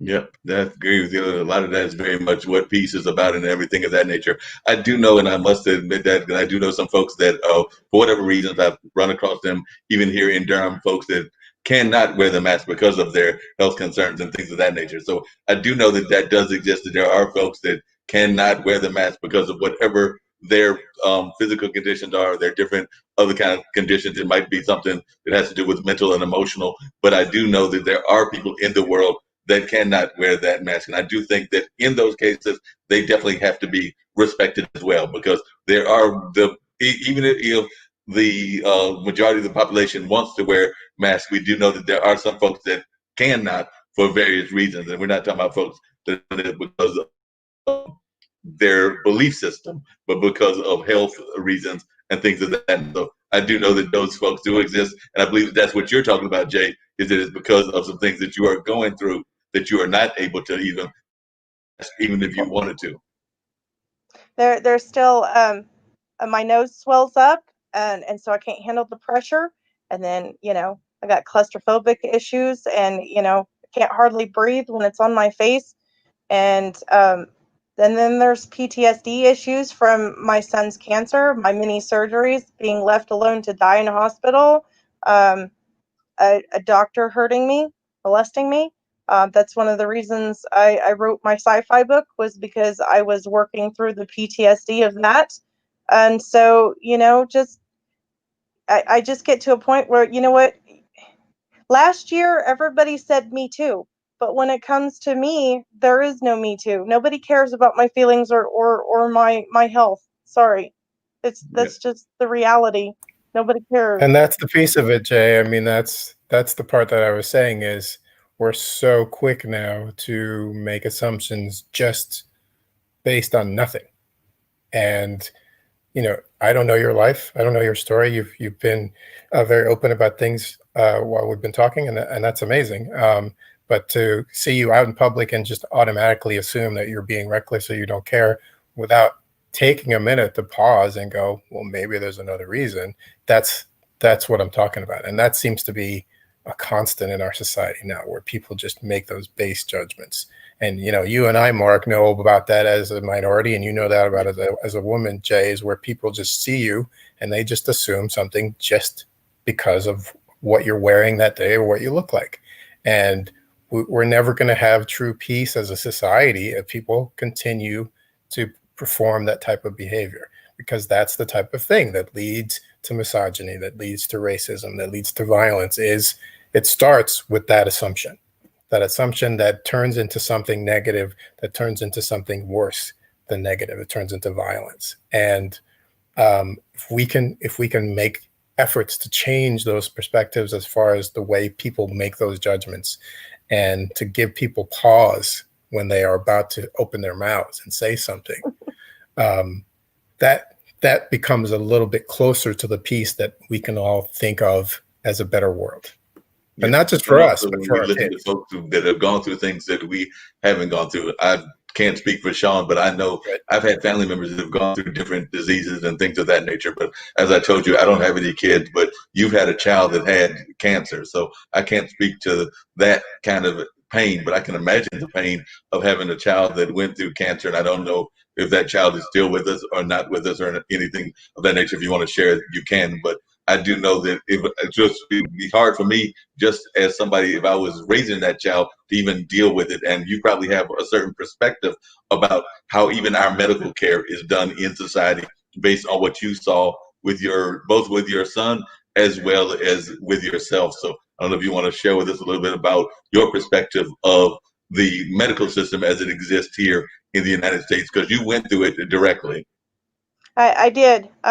It's a hard reality. Um, Parents are nowadays considered not important. That there's too much, I'm sorry, too much statism that is trying to say that they're the better parent than the parent themselves. And the reality is that they made me hold my son down. Um, and he would cry, save me.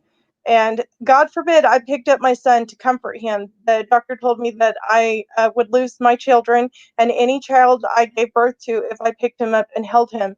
So I developed a standoffish where I didn't emotionally attach to my son because he might die. And in my perspective, there was people from Israel and Canada coming to get cancer care in America because it wasn't socialized medicine, and that's the sad reality is that it's my body, my choice. I should be able to choose what's best for my body. And they weren't getting the cancer care for their children in Israel or in Canada because it was socialized healthcare.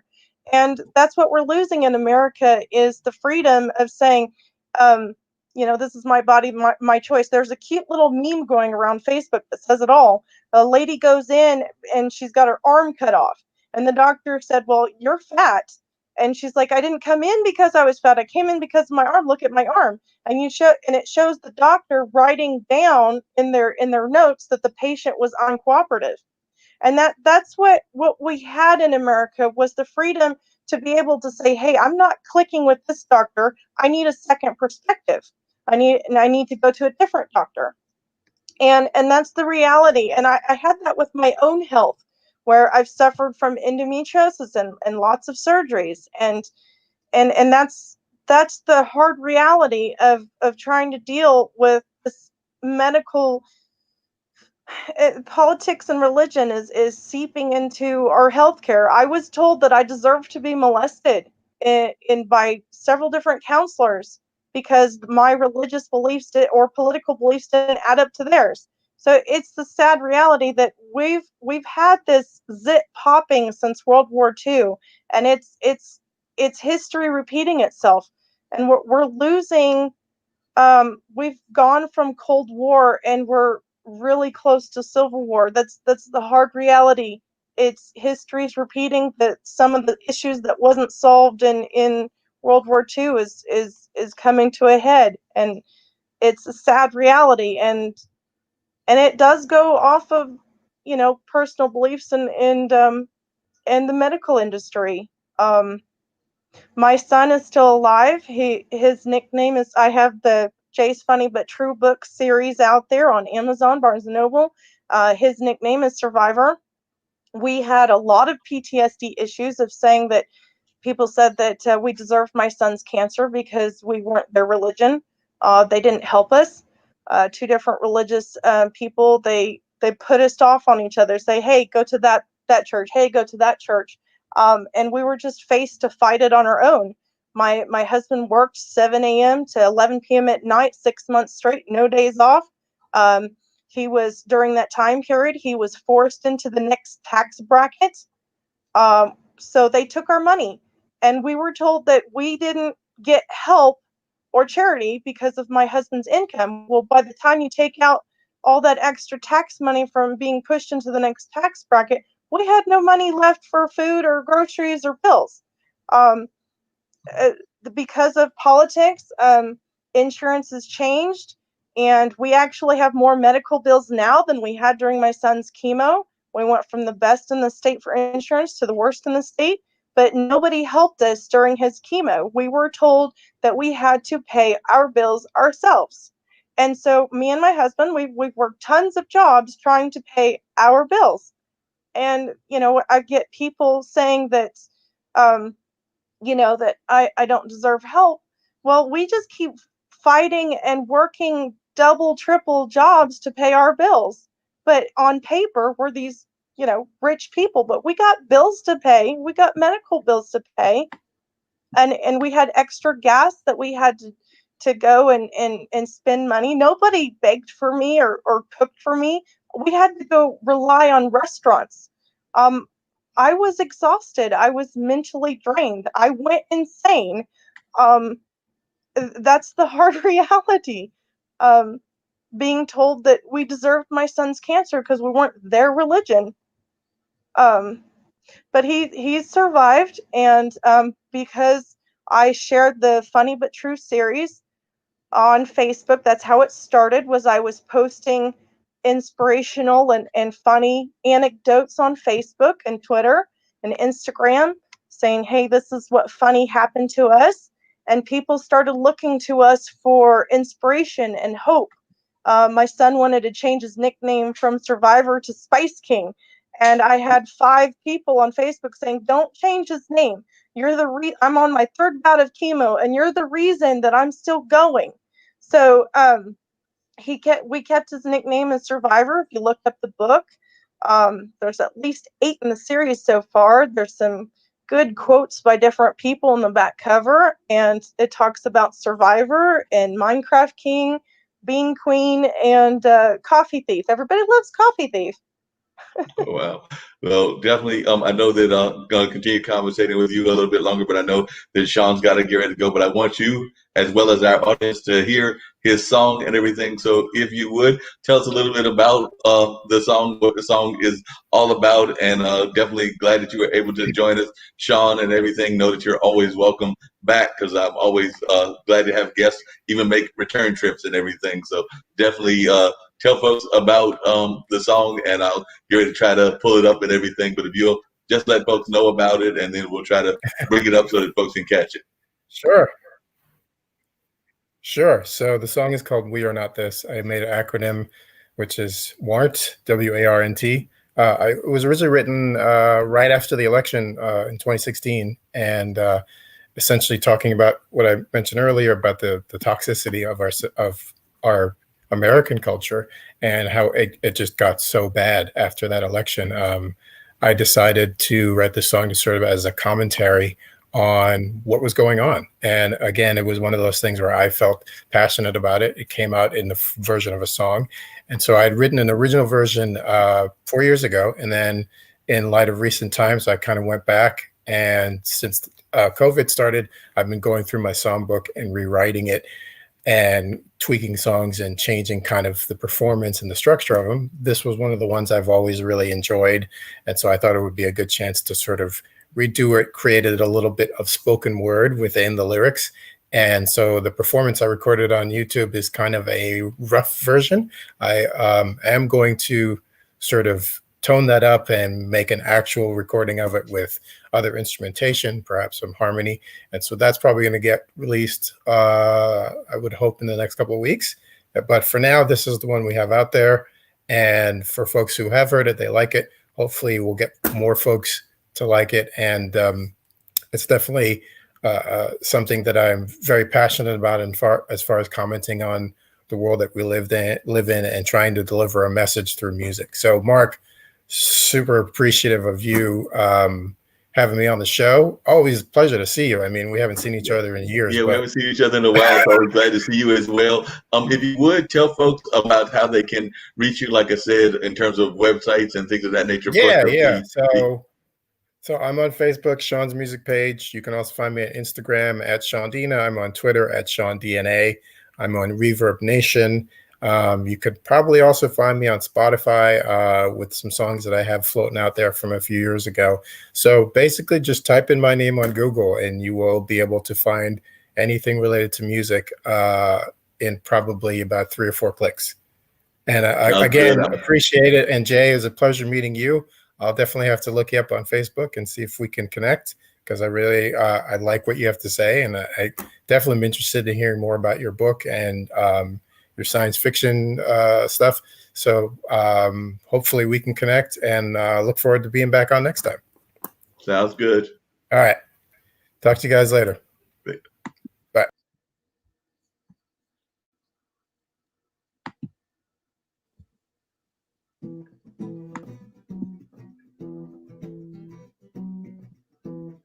We are not this.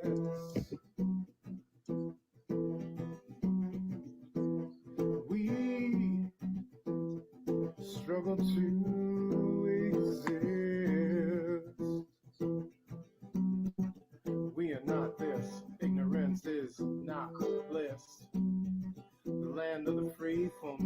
sometimes hit or miss. How could we have fallen so far after centuries of supposed growing? Living your life with your eyes closed is a poor excuse for not knowing. One word, love. One word too many levels. The rich, the poor, the major, the minority. We must rise above. In order to rise, you must first plant your feet on the ground. So when you stand, you can see. Have to try and find a better way. Trying is hard when you live your life in complacency. Think of the future, oh, better days. The future's not written, but the authors need better literacy.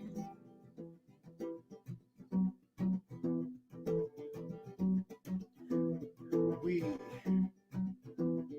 are not this. Don't accept things as they are. We must resist. We have to stand together. Unity, not separation. We must continue to fight. Making changes when we can, helping society rearrange, recognize the wrong and do what's right.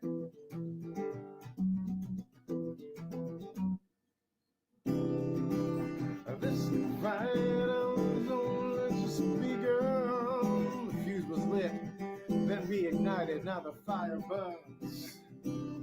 We won't stop, there's so much work to be done. Make your voices and actions be the tide that turns. Together and united, there's so much we can do. Go from single voices to a movement that makes a change. Put our differences aside, cause we mean me and you. Think another day when our minds will progress and our thoughts will be arranged. We are not this. We are not this. We are not this.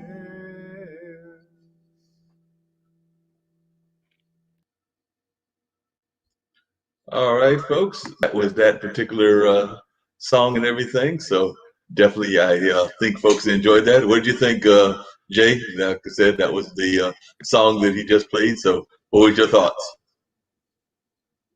Well, whenever I do a review like that for a song, I usually give cups of tea instead of stars. So I'm gonna have to say I get a cup of 4 tea out of All right. 5. That was pretty cool. I really like the way he mixed the music with the rap. I really like that mix Yeah, up. That was definitely had a awesome. great mix up and definitely mixed it up very well and everything. So for folks that are watching, and like I said, we got folks around the world that watch this on IBM.TV. How can they find you, Jay? I mean, definitely Sean mentioned that and everything. So how can folks find you? How can they find out about the book and where is the book available at? So I know a number of folks are probably watching and trying to figure that out also. So if you let our listeners know where they can find you at. Well, you can definitely look me up. It looks like you got my name spelled correctly right there. It's Jaybird Wells.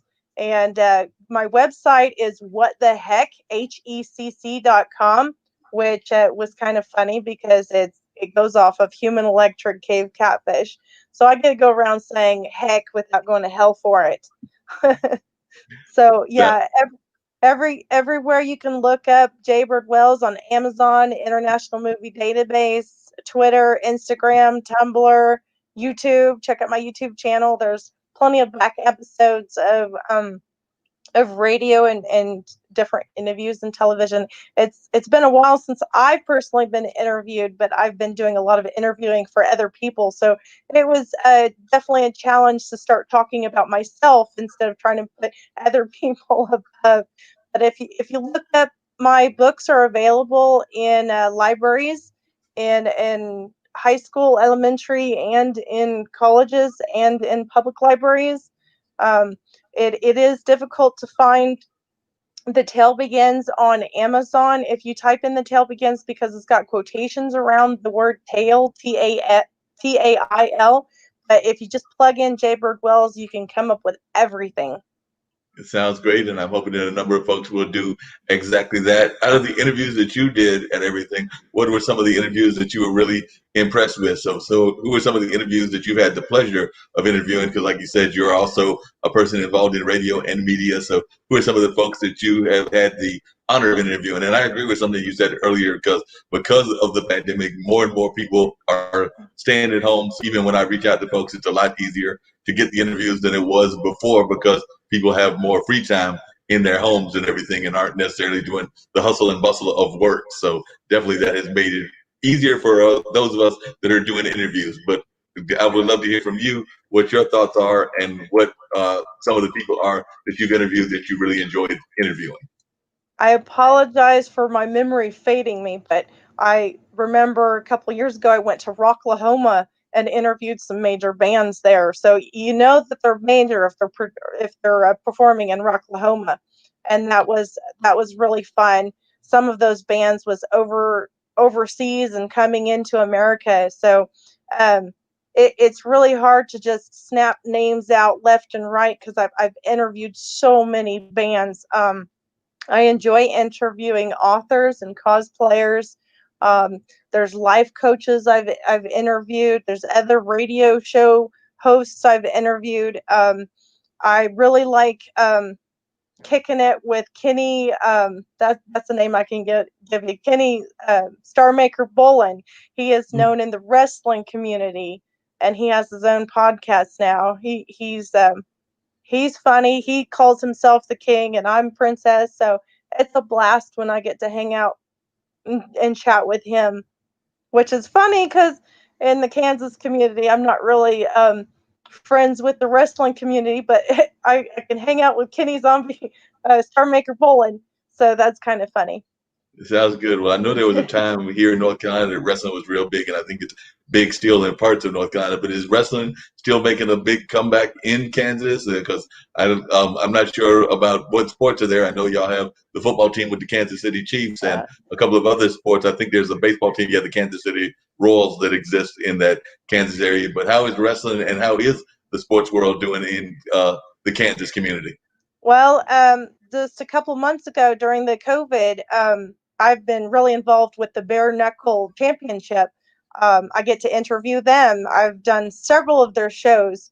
Um, Before the pandemic, it was a blast seeing the crowd, the lights, the smoke, the music, and everything was just fantastic.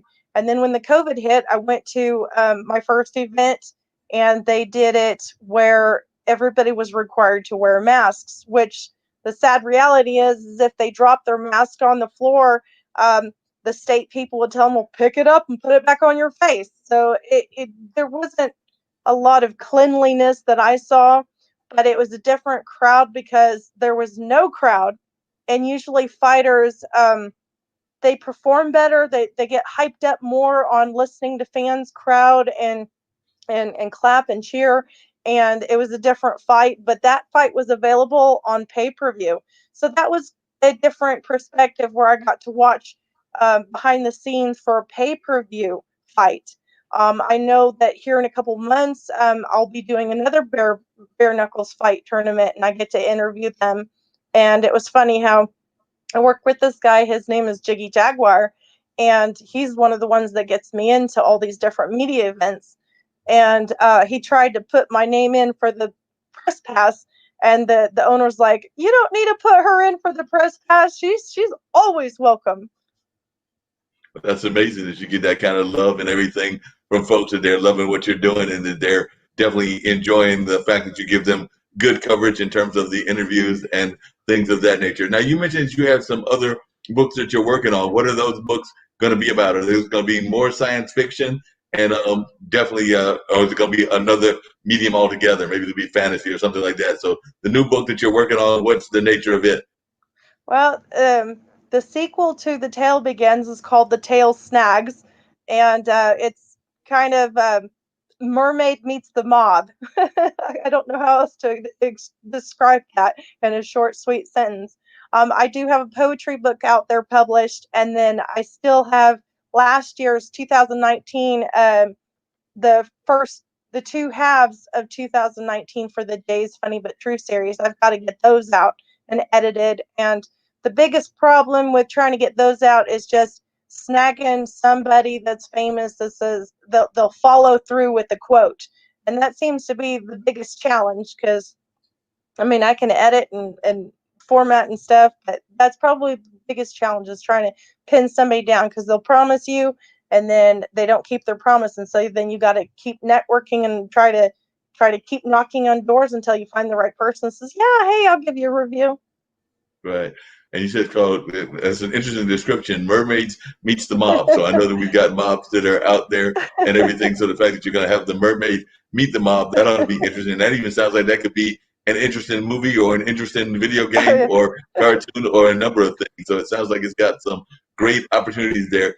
For folks that are, like you said, you've been doing it for a while. When did you first start writing? Did you start writing when you were in grade school, or did you start writing at a later age? And also, what advice would you give to folks that are going into writing or into the entertainment field in general? I would say that even if nobody else has your back or encourages you to follow your dreams, you have to live with yourself and you follow your dreams. And you just got to keep chugging no matter what. That's one of the things that people like about me is I have a huge drive. And that would be it. I tried to write a book when I was 16. It was Pirates in the 21st Century.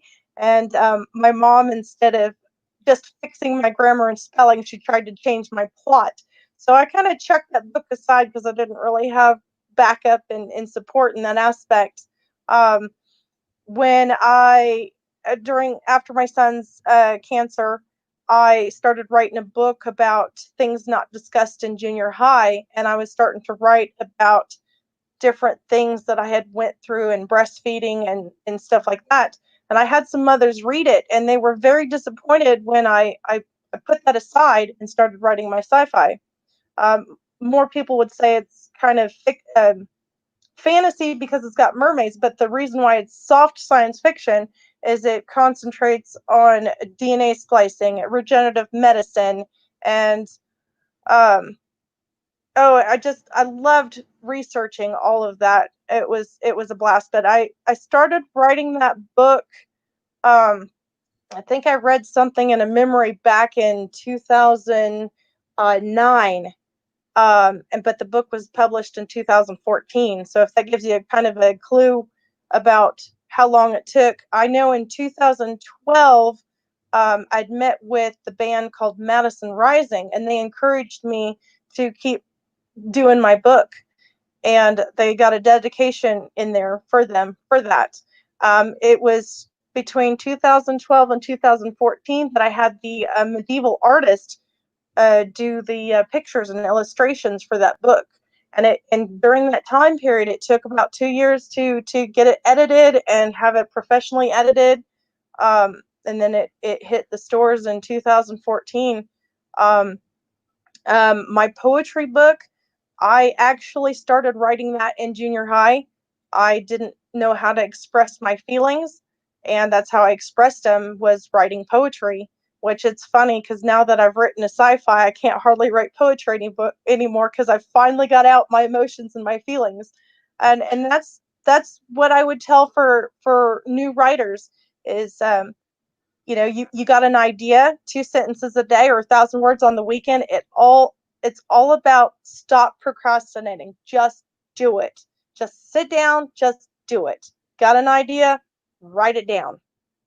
No, that makes a lot of sense. It's interesting that you mentioned poetry because one of the cultural arts centers that I work at here in Durham, North Carolina, we have a spoken word poetry team. So we have they do a lot of things with the Bull City Slam team, but they do that competitive poetry. So I'm thinking that you were doing more of the traditional kind of poetry. I don't know if you've ever gone to a slam, but they can be quite interesting because it's that competitive poetry. So they're actually reading poems, and then the audience is grading the poems. So they have different judges, and it's almost like what Russell Simmons and a number of other folks do on the national scene. But if you've never seen one either on TV Oh, or live and in person, you should definitely catch one because they are quite fun and quite interesting. Like I said, if you get to be the judge, you get to, like you were doing with Sean, you get to put it on a scale because I think the scoring is from like, I think it's 0 to 10, but 10 being the highest score point. But you get to write down the scores and then the winners move on to the next round. And then eventually they move on to either regionals or national competition. wow. So definitely, That I want to say one year that they might have even come to Kansas. I need to get in touch with Desan to find out, but I know they came to someplace in that general Midwestern area, but I can't remember whether it was Kansas or Oklahoma or one of the other cities, states near you. But I know they definitely have traveled. So I'll have to see if we can get you yeah. to come check out one of those in sometime or another. But there are poets that like to do the more traditional kind of poetry, and then there's those that like the competitive nature. So it sounds like you want to do the more traditional kind, not try to get up there and compete with anybody. I've been a cosplay judge, but I can't say I've been a poetry judge. So yeah, you But might have to try that'd that be as fun. well. It might be a new skill that you'll have to trying to be a cosplay judge and all of that. Definitely, in terms of your science fiction, who are some of the folks that you have admired in terms of science fiction writing? I know that growing up, I was a big fan of Isaac Asimov, of definitely a couple of other ones. I'm trying to think. Robert Heinlein, I believe is his name, and everything. So there were a couple of science fiction authors that I remember liking a lot, and I've always thought that either fortunately or unfortunately, whether it's TV science fiction or our current science fiction, that a lot of times they were ahead of the game in terms of knowing predictions and things of that nature. Because I've just gone in some of those old science fiction books, and when they're talking about like flying drones, which we have now, and when they're talking about uh, hovercrafts, which are kind of like those planes that are cars, we don't quite have those yet, but who knows, they might be around the corner. And then they talked about self-driving cars, which we kind of have, but not the kind that they were talking about. So some of these things that were in science fiction, we're now seeing in reality. So I was wondering what some of your thoughts were about some of the things that we're seeing now that you remember reading in science fiction, and also if you could share with us some of your favorite science fiction writers. The Star Wars universe is huge, and there's a whole bunch of different authors, so it's hard to name the different authors in Star Wars. Star Trek, that's another science fiction series. I really liked a lot of mystery. That was more my cup of tea. But then when I was finally able to get into the science fiction world, Dune, I don't know if it's fantasy or science fiction, but I relied on it a lot for just personal growth. Um, then I know Aragon's fantasy, but I loved Aragon. Um, that is a very fun personal experience when I was doing science research for my book, and I was researching regenerative medicine and DNA splicing. It was scary, some of the things that they did. And now between here and back when it got published, the regenerative medicine has just exploded. The DNA splicing's just exploded. Everything that I had read about that was a futuristic idea is now being done in that industry, which is very scary. My science fiction is more soft because it concentrates more on the family drama than the actual science fiction, but it's scary. One of my favorite things I researched was the DNA, and there's I can't remember how many, but there might be 17 sets of twins out there, identical twins, where one of the kid is white and one of the kid is black, and they're identical twins. And to me, that was one of the things I found so fascinating, just with what I researched for genetics, and what they can do with genetics, and it's scary. It's scary.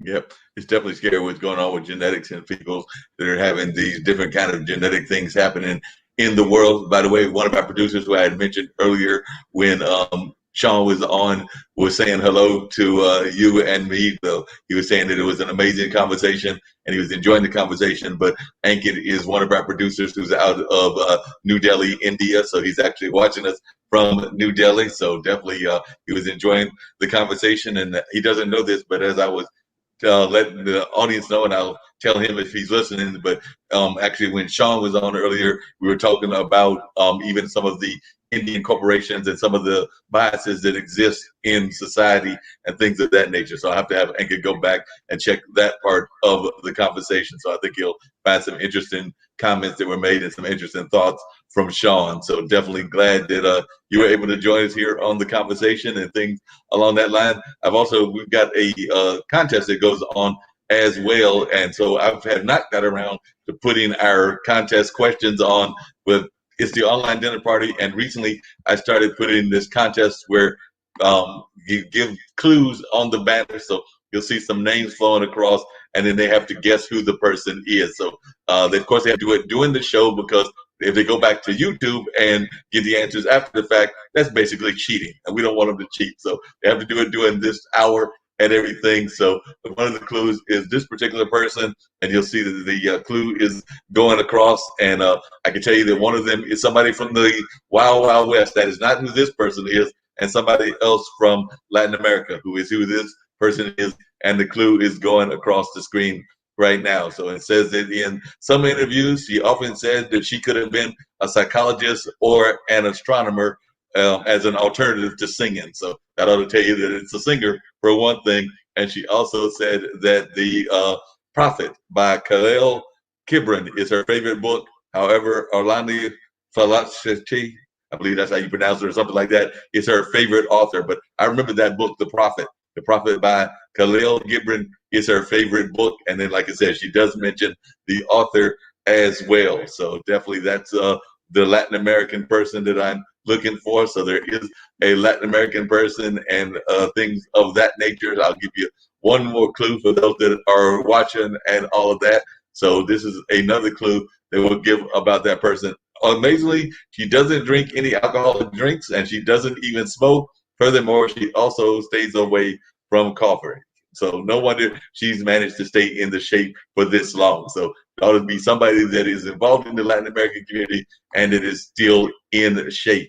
And this one ought to be a dead giveaway. So I'll give them this as one as well. But the famous filmmaker Steven Spielberg gave her the opportunity to act in the famous film The Mask of Zorro. However, she had to deny this role because she thought her English wasn't good enough for film. So definitely we'll wait to see if any of the folks have any ideas. I might see if you got any ideas by the end of the show before I bring up the mystery guest, because it's just going to be a picture of them. And speaking of belly dancing, this is another clue. In her teenage days, her old grandmother taught her traditional Arabian belly dancing. As a result, in her later years, she developed her dancing skills to the next level. So I'm thinking folks ought to be able to guess who this person is and all of that. So that's one of our folks. I'll bring up the other one as well, which is more of somebody from the Wild Wild West. So we had two folks that folks had to guess and all of that. So I'm going to bring up our Wild Wild West person and all of that. So this is going to be more historical. So this ought to be one that folks ought to know as well. So I'm going to bring up our Wild Wild West person, but her stage acts were filmed and for one of Thomas Edison's earliest kaleidoscopes back in 1894.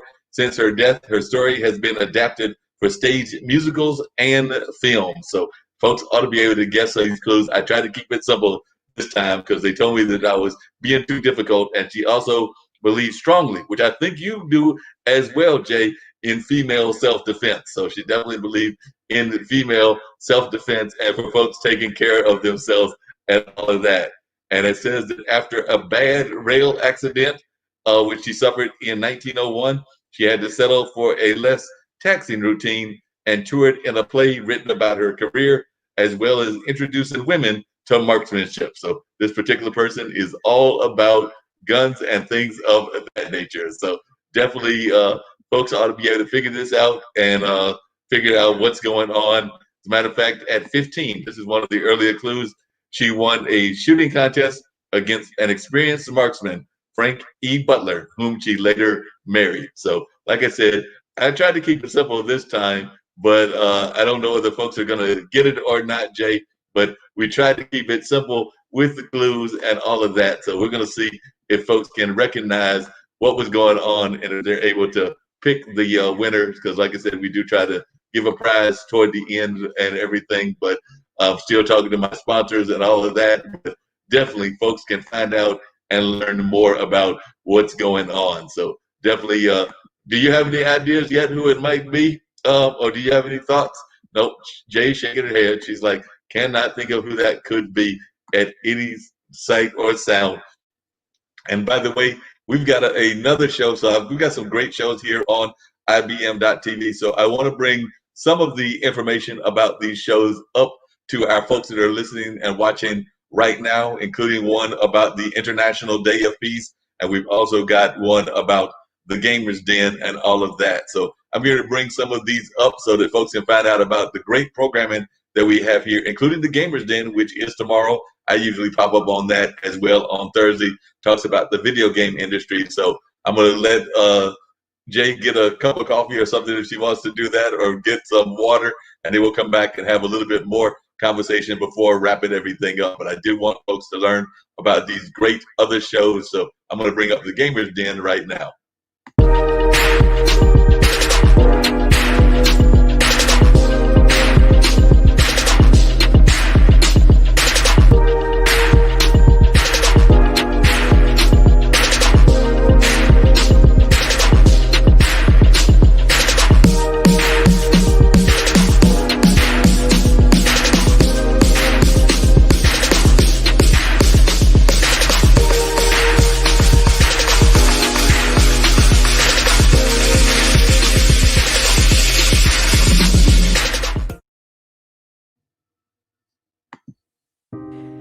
In 1981, the United Nations established the International Day of Peace on September 21st, a day for us all to pause our busy lives, take a breath, look at our neighbors, and to be at peace. A day to celebrate our differences, to hug our neighbors. A day to celebrate humanity on this vast planet. In 2020, we need this moment more than ever. A moment of respite from the fighting, conflicts, and chaos we're all going through. Join us live on IBM TV on September 21st from 10 a.m. to 7 p.m. Eastern Time to take a moment to celebrate our differences and join together in our virtual community for the International Day of Peace.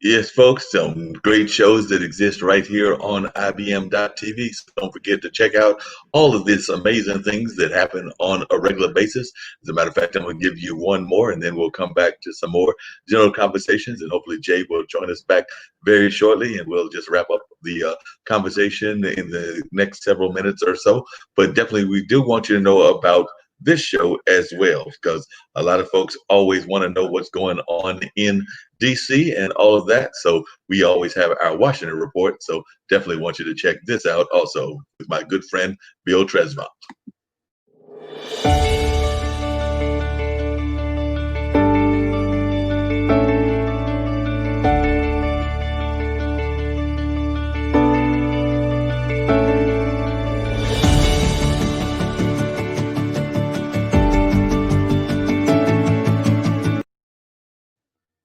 All right, Dan. So, like I said, there are some great shows here on the network. And of course, you can learn about all kinds of amazing things that happen here on a regular basis. Like I said, there's just all kinds of great programming that happens here on IBM.TV. So, I did give y'all those clues and all of that. So, hopefully, Jay is listening and she'll pop back in and we'll engage her in some more conversation. But in the meantime, I'm going to bring the banners and the brand out and all of that, and folks can learn more about some of the things that are going on. And of course, like I said, we do have clues for you in terms of our mystery guest. So I'm hoping folks will be able to figure out who that mystery guest is. It should be relatively easy and all of that. I tried to give you some easy clues this time, so I know folks are watching because I've got some thumbs up and some likes. So I just need y'all to be trying to put on your thinking hats on so that you can tell me what's going on and who the mystery guest is. So,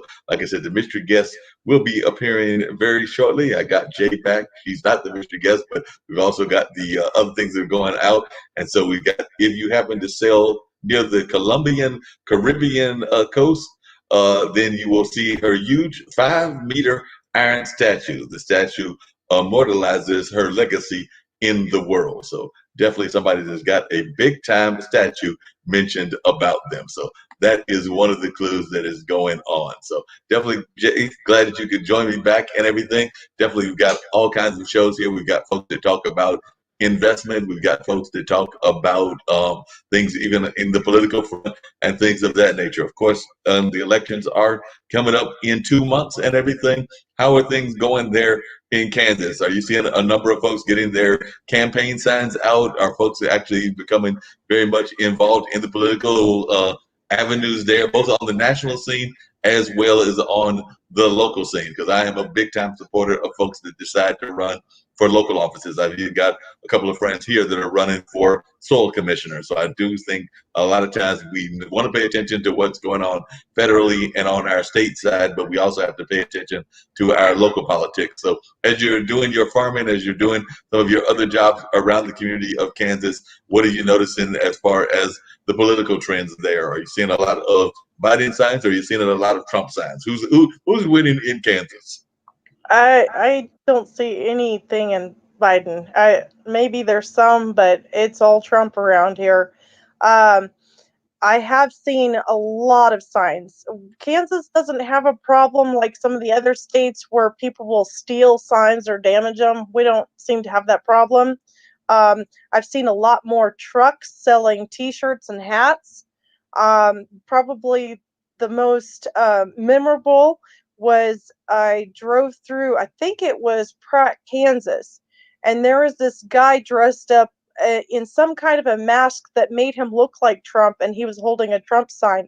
So evidently, people are tired of not being able to cosplay. So he was out cosplaying as Trump and holding up a Trump sign. So that was probably the most memorable experience I've seen for politics. But there seems to be a lot more people involved in it.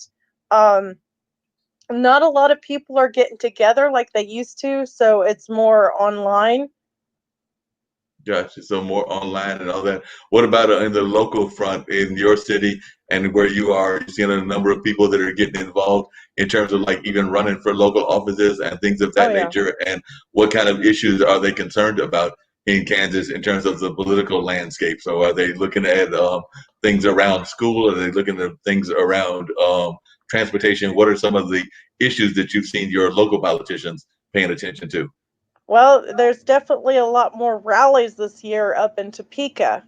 Um, so a lot more people are getting together. I did go up to one of them for the Open Kansas one and did some interviews and stuff. So that was fun to go and see that in action. The same thing is everywhere. It all has to do with campaigning has to do with money. I know some people that tried to run for office, and in order to do that, they needed like $50,000 just to run. So that's one of the perspectives that got changed when it came to politics for me, because I thought a lot about how you see in national news about how the rich people are campaigning and winning. Well, I hate to say it, but marketing wise, you got to have some money and backers just to run. It's that scary when it comes to money being involved in politics. Now, I don't know about where you're at, but in Kansas, um, our our representatives, we meet less than everybody else because it is a farming community, and they want to see more servitude than politicians that are career politicians. So it's interesting, some of the people that have been in politics where their wives are working, and they're a farmer half of the year and a politician during the winter. So that's an interesting perspective that some people don't realize, that you still have to hold another job on top of that for Kansas. You can't make a career out of it. Yep, that's very true. A lot of folks do have to have their other jobs, but no matter what the other job is, whether it's a teacher, whether it's Yeah. a minister, or whatever the job might be. But a number of folks do have various jobs that go on. I know one of the things that they canceled here in North Carolina was our state fair. Did y'all have the state fair in Kansas and or not? Because I know a number of rural towns throughout the country wound up canceling their state fairs, and I don't know what happened in Kansas. So did y'all have a state fair in The Kansas this year? the county fairs got together where they could still do competitions, but because the state fair was canceled, it really just broke the heart of America, where these kids and teenagers and adults couldn't compete for that state title. Um, it was sad not having the carnivals and stuff and the get-togethers and stuff. It's really sad to watch the events just disappear like that after everything has happened for so many years, and then all of a sudden it's canceled for the first time in like 50 years, 100 years. Wow. Yeah, and I know a number of folks have noticed that things have been canceled that had been going on forever. Because I know even here there was some peace activists that just sent me some information about a booth. Because usually we go there and have a booth at the state fair, but this year we're going to do it virtually. So we'll have like a virtual activity to celebrate peace and things along those lines. But and I know a number of other organizations were doing similar stuff. Because even here, one of our street festivals, it'll be virtual in 3 days. So it'll be virtual on the 19th. Usually folks will be outside enjoying the street festival, enjoying the music and things of that nature. But instead, we're going to be watching it on the computer. So a number of Now, things are changing in that regards. And I agree that it's not the same as being out there, because I know I enjoy doing MCing and other things at those things, but at the festivals and the other kind of activities, but can't do it. They did get some audio from me, so they will have my voice on the virtual, but it's not the same thing as being out no. there and enjoying the crowds, seeing your friends, seeing your acquaintances, seeing your family members, and so of course enjoying all that great food, live entertainment, art, and all of that. So, and even learning about the different organizations, because there are a number of organizations that will have their information there as well. So it's just going to be a lot different this year than it has been in the past, but it's a new era, unfortunately. And I'm hoping that next year, both, which I did in July virtually, and Centerfest will come back in a live variety, so I can come back and enjoy doing the MCing that I do at these events. So definitely hoping that they'll come back so that I can have that outside experience that you were talking about, because too often we don't get that outside experience. Now, this last Saturday, I did a photo shoot, and me and the cameraman were on crunch time. but we saw some event and people were walking over there. Now the booths were positioned like 6 feet apart from each other. So I really had wished I could have gone up to see what was going on, but I was taking photos. So, but I did get to see something was happening. Something was going on, and there was Something something was going happening. on. Yeah, it's always good when we see events. I did see, speaking of farmers, I did see that some of the local farmers were starting to have like some pop-up activities. So that I know there's like a couple of farmers markets that are still Oh going yeah. on. There was Oh like yeah. some pop-up art shows and things along those lines. One of the things that we've been seeing here, and I don't know whether y'all have been seeing it in Kansas as much, is because of the movie theaters being in such dire straits and not being able to actually show movies. They're either having limited seating of like maybe a third or fourth of their usual crowds, but it has made an increase in drive-in movie theaters. So Oh some yeah. folks might be renting properties or using old drive-in theaters and starting drive-in movie theaters. Are y'all seeing that in Kansas? Are there more drive-in movie theaters starting to pop up or drive-in movie events? I haven't personally been out looking, but hopefully that it has um protected that. My computer is needing a battery, so give me 2 seconds to heal that.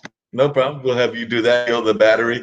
While she's taking care of that battery, we'll give y'all some more clues and everything about our mystery guest, the mystery guest that will be appearing as well. So we'll definitely do that. So we're going to give you some more clues and all of that. So definitely some great clues. By this far, you may have noticed that she is a multi-talented personality, and this fact is further backed up by her IQ level, which of course our good friend uh, Julian Arpin will be glad to know. He's one of the regulars on our shows here, and he's definitely an IQ master. So definitely by this far, you may have noticed that this is a multi-talented personality, and this fact is further backed up by her IQ level. She scored an IQ of 140. So definitely keep that in mind. I'm waiting to have folks try to guess who the mystery guest is before I bring the mystery guest on with a picture or something along those lines. So definitely keep that in mind. We've got a number of clues about this South American mystery guest. So definitely follow the clues and see what you think and all of that, because we are definitely trying to give you clues about the mystery guest. So definitely the mystery guest clues are going across the screens. She had teamed up with Colombian author Gabriel Garcia Marquez to begin a child poverty foundation. And we do know that a lot of times children are the ones that are oftentimes impacted by what's going on in the world. Over the years, the foundation has targeted the crippling poverty in the Latin American area. So definitely keep that in mind for one of our guests and everything in terms of the mystery guest. So, Jay, how are you feeling about in terms of the education of the country? Like I said, you went through school system there in Kansas, but how are you feeling that we're doing in terms of teaching our youth and in terms of our education system in the 21st century? Or as a parent, is there some things that you would like to see changed about our education system? Because like I said, you are also a parent, so I would love to hear your perspective about how we're doing in terms of the way that the world is treating our kids and education. I believe that the government needs to back away and that it's a conflict of interest to teach the children to rely on the government. Um, that's one of the things I see is that history is being stunted. And yeah, I remember growing up where I was taught that America was a republic, and now they're teaching kids that it's a democracy. So it seems like teaching style has changed, and what is popping up is more indoctrination. Um, I did just go to college last fall and graduated with an associate's of science, so I did get to experience the whole COVID nonsense of doing more internet. The problem I saw with that is people do not have complete access to internet. Like need for doing more online homework. Everything is required. Work is required. Everything's required by internet, and the internet companies take advantage of that, and it's become a utility, but it's not treated as a utility. It's not treated as a necessity, that yet it's treated as a necessity. I don't know how to explain that. No. That makes a lot of sense what you're saying and everything. I remember going into school and they would definitely sometimes they would do I think both the Pledge of Allegiance and prayer in school and things of that nature. So I don't know if they're doing that in your school in Kansas or if they've gotten away from that, or what are your thoughts on whether that should even be allowed in the school system? I believe that, like when I was going to high school, you could go to wherever you wanted. This group could meet over here, this group could meet over there. And I think that, religion should still be separated from the government, where you have a choice. I think by requiring some of the kids to learn about things that should be taught by the parents. Not every child is on the same level of teaching, and that should be left up to the parents. For example, for our lives, I had to tell my 3-year-old that if he didn't take his chemo pills, he would be like dead, like the cat in the road. And you've got other 3-year-olds who didn't have that hard of a life, and so you can't take those two separate children and teach them the same thing when they're learning two different life happenings. And that's what's going on in the state right now. Is the government schools, they're teaching kids that they can have sex with whoever they want. And it's there's just it's sad that they're teaching kids so young what sex is when they're not ready to learn that kind of stuff. Wow. What kind of advice would you give to, if you could, to either your governor in Kansas, and I'm not even sure who the governor of Kansas is, or if you could have a chance to speak to the governor of Kansas or to speak to the current president or the presidential candidate that's running. But if you could either meet Trump, Biden, or the governor of Kansas or some of the other leaders and you had a chance to talk to them, what would your message be to them? Stop taking away my economy. People have to go to work to eat. And it needs to stop with this telling people that they have to wear masks when they can't wear masks. Just give us our freedom back. Give us the right to choose my body, my choice. If I want to go to work, I can go to work. Just that would be that would be the biggest thing I'd say, is just let me do me, you do you, and we'll get along just fine. But stop forcing me to do something that you think is best for you when it's not best for me.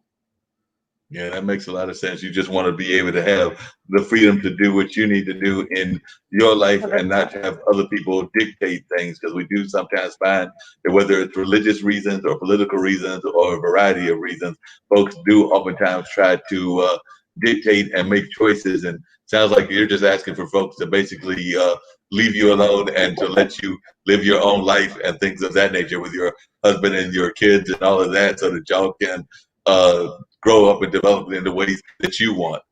One of the things that I know that's really big in the world, definitely I would think in the Midwest, and you alluded to the guy that had his truck, but what is folks in your own life, in your own family, as well as among your friends and peers about gun rights and things of that nature? Because I do know that it's a big issue in Kansas, but I was just wondering what your thoughts are in terms of whether folks should have guns and be able to shoot if they're doing hunting, or whether there's even need to have some of the more high-powered weapons. But I was just wondering what your thoughts are on gun rights or whether we need gun restrictions. Um, you, yeah, that is a big issue. People in the East Coast and West Coast don't understand the Midwest. I I have a farm. We have four-legged predators. I've had my children stalked by cougars and coyotes. I had coyotes steal 70 chickens in one summer. I had possums and skunks stalk me and try to like attack me. And the local cops were like, you're stupid because you don't have a gun. You can't rely on your neighbors to come to your rescue to save you. And then you've got the two-legged predators. By the time a cop comes, you're dead, or you're raped, or your kids are kidnapped. And I'm sorry, but this whole nonsense with high-powered weapons is, I'm sorry, if you don't understand a gun, you should not be trying to restrict guns. If you don't know how it works, then you can't make laws about it, because quite frankly, the criminals are going to get guns whether you restrict them or not. That's like telling everybody that they can't drive a vehicle because somebody else um, murdered somebody because of drunk driving. You cannot punish the good people because of the bad people, because the bad people don't care about laws in the first place. So I'm sorry, but I would say stop with the restrictions, because we have the freedom to protect our lives, our children, our family. My gun saved my life. I would be dead if I had not had my gun on me. A goat tried to kill me. Had I not had my gun on me to protect me, I'd be dead. That there's two leg I've been molested, you know? That's a big part of women's right, is to be able to protect themselves of somebody trying to overpower them and force them. I've No, that makes a lot of sense. No doubt about that, and everything what you're saying makes a whole lot of sense.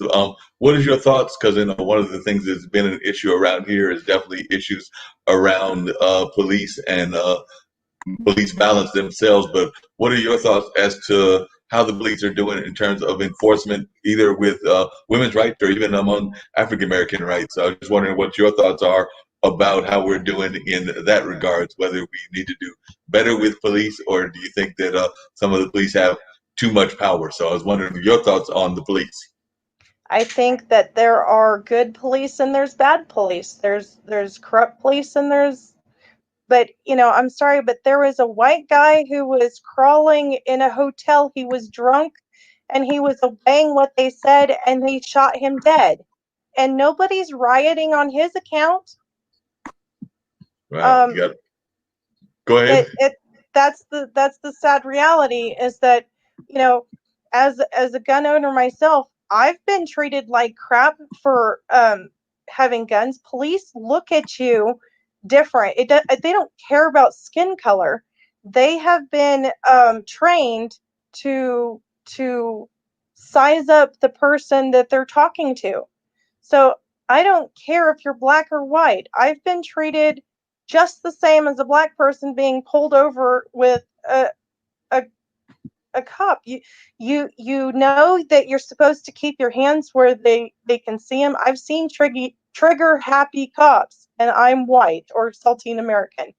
And so I don't think that there's a huge race issue when it comes to the police. I think that people are forgetting that it's just about the edginess is increasing, the civil war is increasing, the intolerance of other people, no matter what your skin color or background is.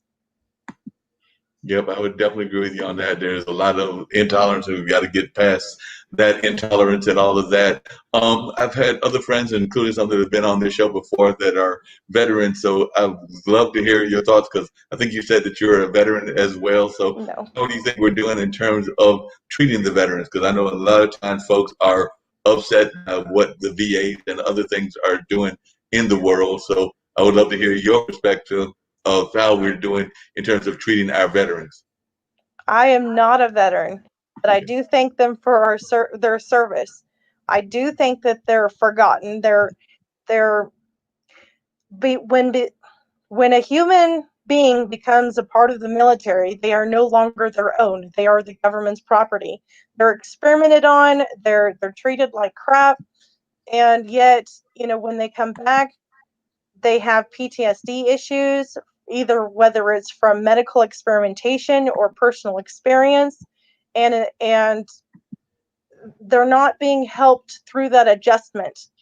And then they're left to rot. I just the other day, I saw a veteran who was an amputee and he was in a wheelchair and he was pushing himself along a sidewalk that had glass and sand and he was stuck and I stopped to help him and by the time I'd stopped to help him, he had already gotten out of the hole that he was in. I asked, "Hey, do you want me to help you push you where you're going?" And he's like, "No." And I said, "Hey, do you want me to tell your story so that you can get help?" And he said, "We're not allowed to talk about our experience." And he became frightened of talking to me about what was going on. And he begged me for money. It, there's a lot of veterans that are homeless, and we're not. I've written a parody rap song that honors them, but I've tried at least 4 different rap artists to help me finish this song, and I'm not getting anywhere. But it honors faithful military spouses, and I do have a heart out for helping and honoring the veterans that are not getting the medical care that they now. I do believe Trump opened some borders where they're no longer having to rely only on the VA, but they're able to go to other hospitals. I might be misinformed, but I thought that that's what happened in the last year or two. So that is good that he has helped them open borders for that, because they're just not getting. I know veterans that make an appointment for something, and by the time they get in, it's 3 months later, and their headache's gone, and so they're not getting the health care. Yeah, I can definitely understand that, your thoughts on the healthcare and everything. How are things doing in terms of the homeless crowd there in Kansas? Because, like I said, I don't know enough about all of the parts of the world. I did go to school in the Midwest when I went to school in Milwaukee, Wisconsin, but that was back in the 80s, so I don't know enough about Kansas, Oklahoma, and enough of those other places. But I know here we do see people that are sometimes veterans, other folks that are facing issues around being homeless. So are you seeing a number of homeless people in your area, and how are they coping, and are they getting enough support and aid in when they're trying to make it on a day-to-day basis? They're getting so much aid that there are homeless people that don't want to work. They're happy with just getting handouts. Um, we're not seeing the homeless crowd that they're seeing in California, but they're still out there. They're still there. The sad reality is that there's some homeless people that are not really homeless. They just choose to not be a part of society. And if somebody wants to rent them some ground or let them camp on their property, the government throws a fit. They don't want anybody helping the homeless except for the people that are the companies and charities that are helping them. So there's actually limitations when it comes to helping the homeless. Well, so need to do more to help that crowd and everything. But I do know that you're right. There are probably some people that are abusing the system, and I've even heard of some people that are probably making more money in terms of panhandling than they would make if they went into a job situation. Because Yeah. I know that you've probably seen that even in some of the restaurants and other things that you might have been involved with, where you've seen people that have gone and handled, gotten more money, and maybe even went to visit their house, and they were living in nicer houses than maybe you were even living in.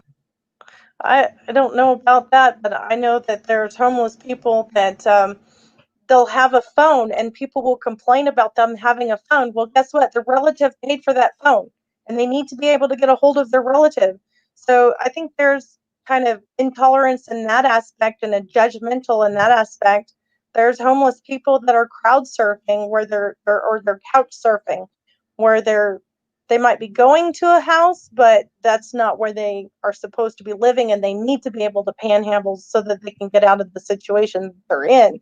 So you can't just look at a person and know what their story is or whether they're Right. working the system or whether they have a house or not. And then you've got people like me where you're working 2 or 3 jobs and you're still not making ends meet because you got medical bills or vehicles that break down or tires that explode.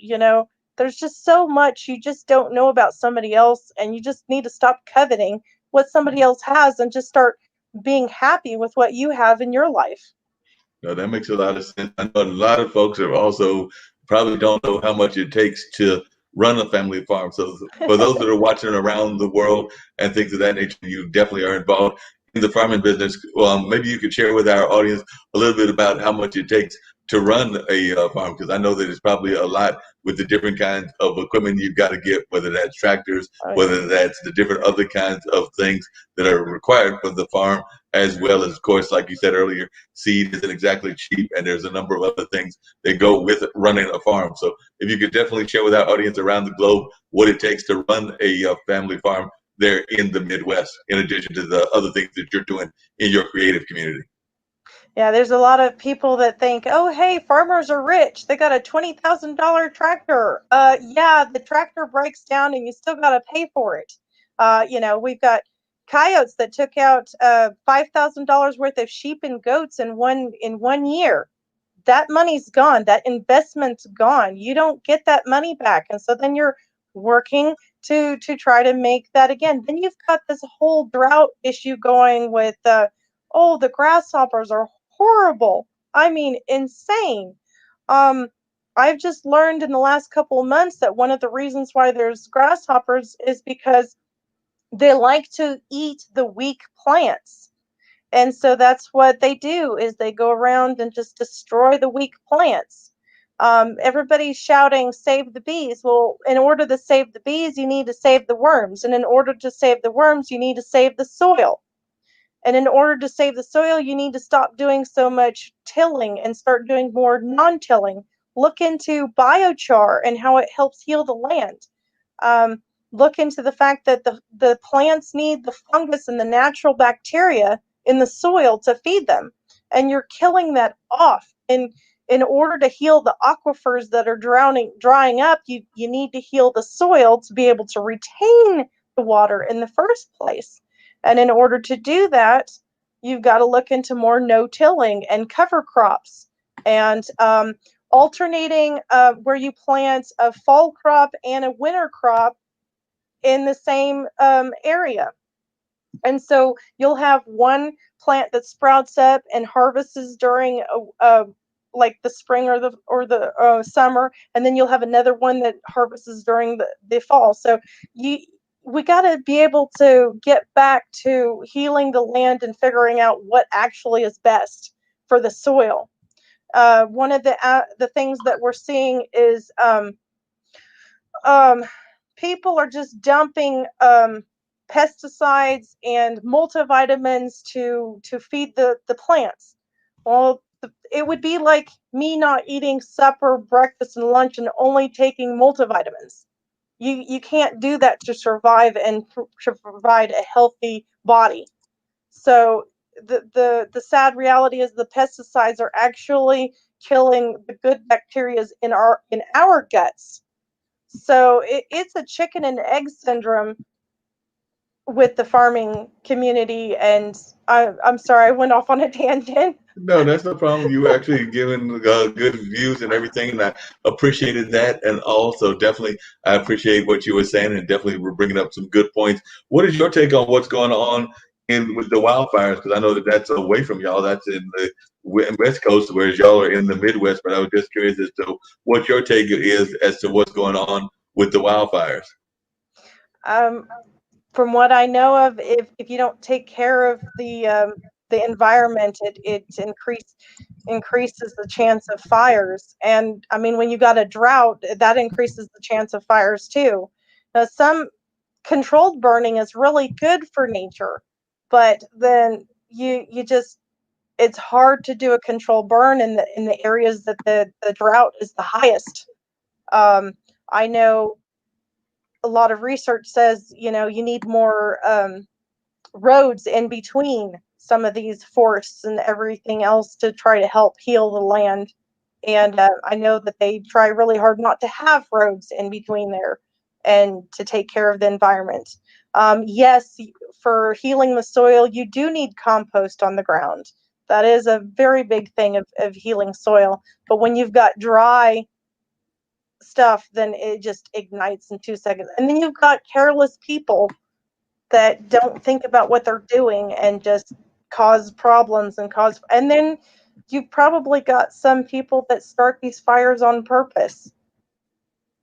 Yep, that's good. That's quite true. They have mentioned that some folks might be starting these fires on purpose and trying to do things of that nature. I know there have been some things, either whether it's intentional or also some folks being careless with some of the things going on as well. So there also might be some folks that aren't necessarily doing it intentionally, but they're doing things that are careless in the way that they're taking care of the environment. So definitely that's very true that we might be seeing that as well. So if I'll get ready to wrap up in a few minutes and everything, but if folks wanted to reach you and wanted to learn more about the various projects that you've got going on, as well as to try to help you, because like I said, you've mentioned that you'd love to have some folks write forwards on the book, as well as have some of these actors and rappers and other people maybe even help you with some of those songs that you've got in mind. But if folks are interested in reaching you, how would they reach you? And what are some of the things that you're looking for from the other members of the creative community? So, like I said, I know you're in Kansas, but you probably are willing to get this help from people anywhere in the globe. But what kind of things are you looking for in your creative ventures? So, what things do you need in order to make your project go to the next level?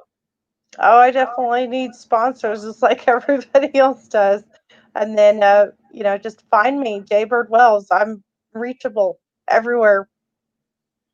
Cool. So, Facebook, yep, she's definitely Instagram, reachable and LinkedIn. things of that nature. So as we wind up, and I'm going to give the clues one more time, and then we'll bring up the mystery guest, and then I might have a few last minute comments as well. But Jay, if there's any quick thoughts of any like things that you want to share, or you've shared a lot of information, you've given us folks a lot to think about. But if you've got any closing thoughts that you want to share, or a word of encouragement, that's something that we try to get everybody to do on all of our shows. It gives some sort of word of encouragement to those that are listening and watching. So, what kinds of words of encouragement would you give to folks that are watching from around the world? Well, again, I thank you for having me on your show. It was definitely an experience of a lifetime. I enjoyed the music by Sean. Um, Again, I remind people to live, love, learn, and laugh again. And yeah, there is a way to live after surviving. And if I can do it, you can do it. Great advice, and definitely some powerful advice. I'm going to run the clues by, and definitely give folks some more clues and everything. Of course, Jay, you can stick around and watch the clues go by. Nobody has claimed it, so but it might be going for 0 for 8. So they're letting me down. But we'll see if anybody pops in lately and gives us the answer. By the way, this particular person was the first artist to perform 3 times at the FIFA World Cup. So that's right, she performed 3 times at the World Cup, which of course everybody knows is a major soccer event. And Forbes ranked her among the 3 top earning women in music in 2008 and 2019. So she got that honor twice. So definitely folks should be able to narrow it down. And she was appointed recently by appointed sometime back to the President's Advisory Commission on Educational Excellence for Hispanics in the U.S.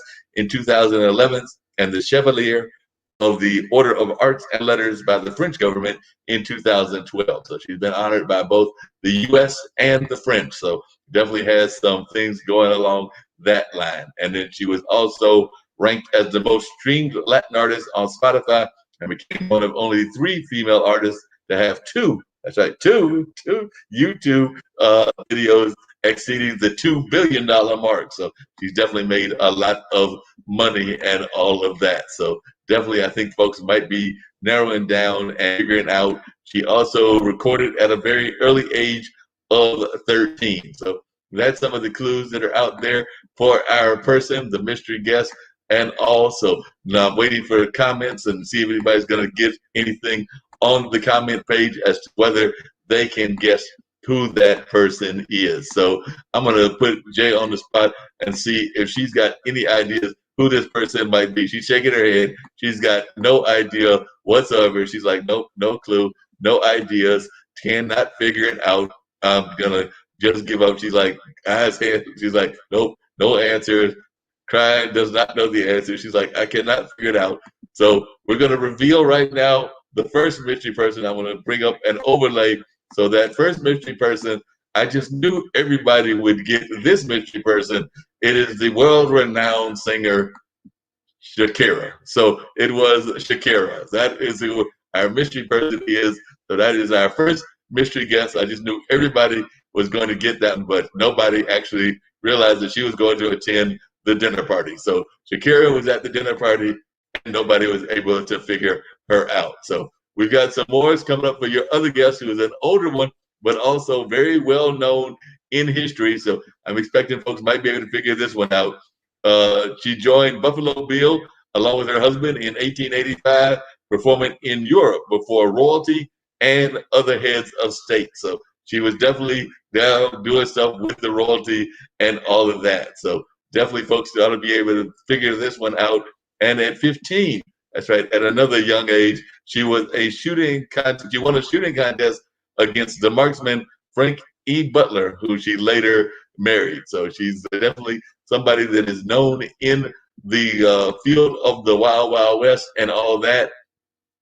And then audiences were also astounded to see her shooting out a cigar from her husband's lips or splitting a playing card edge at 30 paces. And she earned more than anyone except for Buffalo Bill himself when she was working with Buffalo Bill. So definitely she got some serious shooting touch and knew how to aim that gun. But I think that Jay might know how to operate a gun as well. So she seems like she might have some gun skills and might know how to operate a gun also. So I don't think that y'all want to be going to Kansas and messing with Jay, because you might not come back in a good shape, because I'm thinking that she definitely knows how to handle herself. And by the way, this one also had a run-in with those animals that Jay was talking about. She made her first shot when she killed a squirrel outside of her house.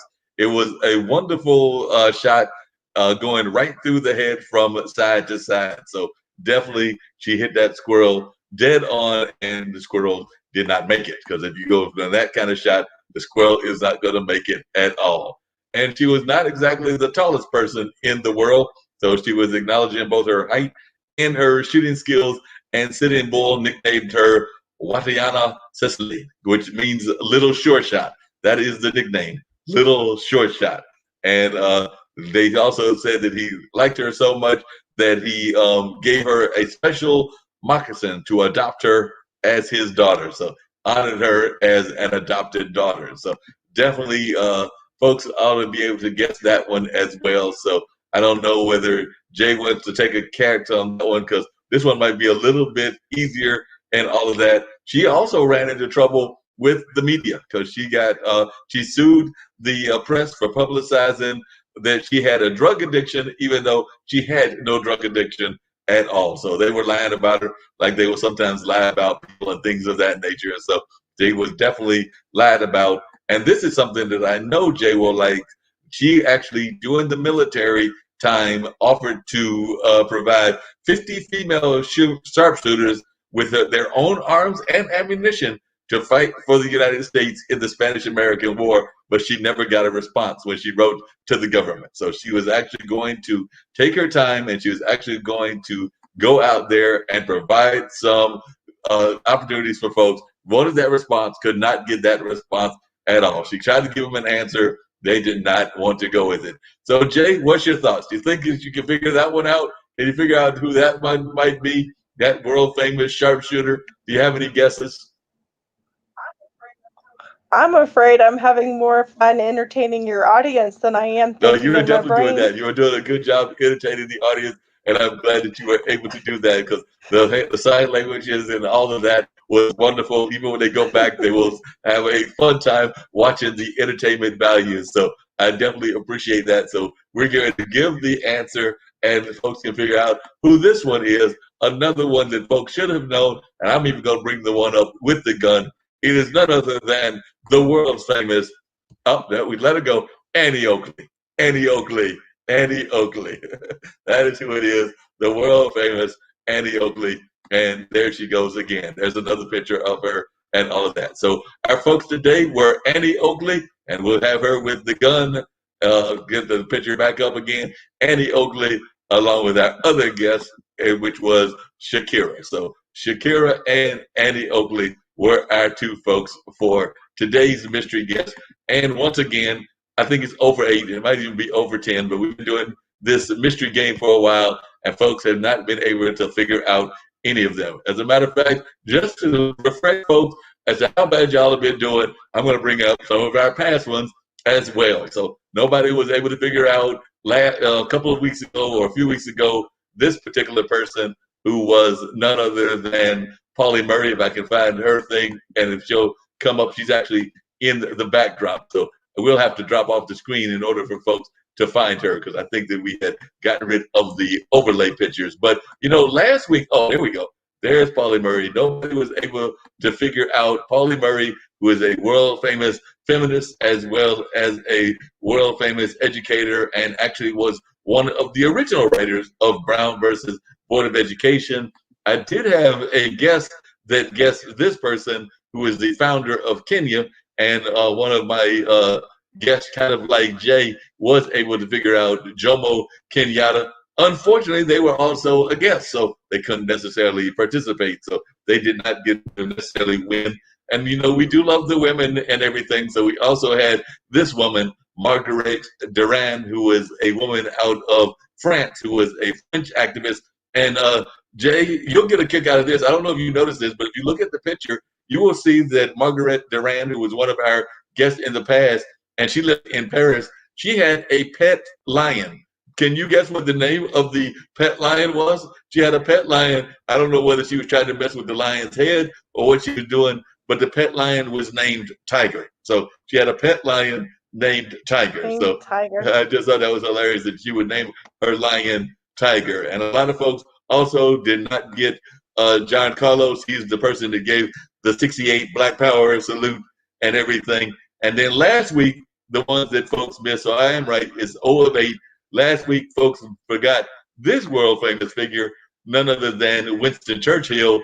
And then the one that I know folks from Wild Wild West can relate to, maybe not as good as Andy Oakley, but a lot of folks will remember this man, none other than Dillinger. So Dillinger was also featured as well. So like I said, we've had some good mystery guests, but folks are not doing a good job of guessing. So I'm going to have to come up with some. I thought I was giving them good clues and everything, but they're not doing a good job. So definitely, Jay, glad that you were able to join us on this show.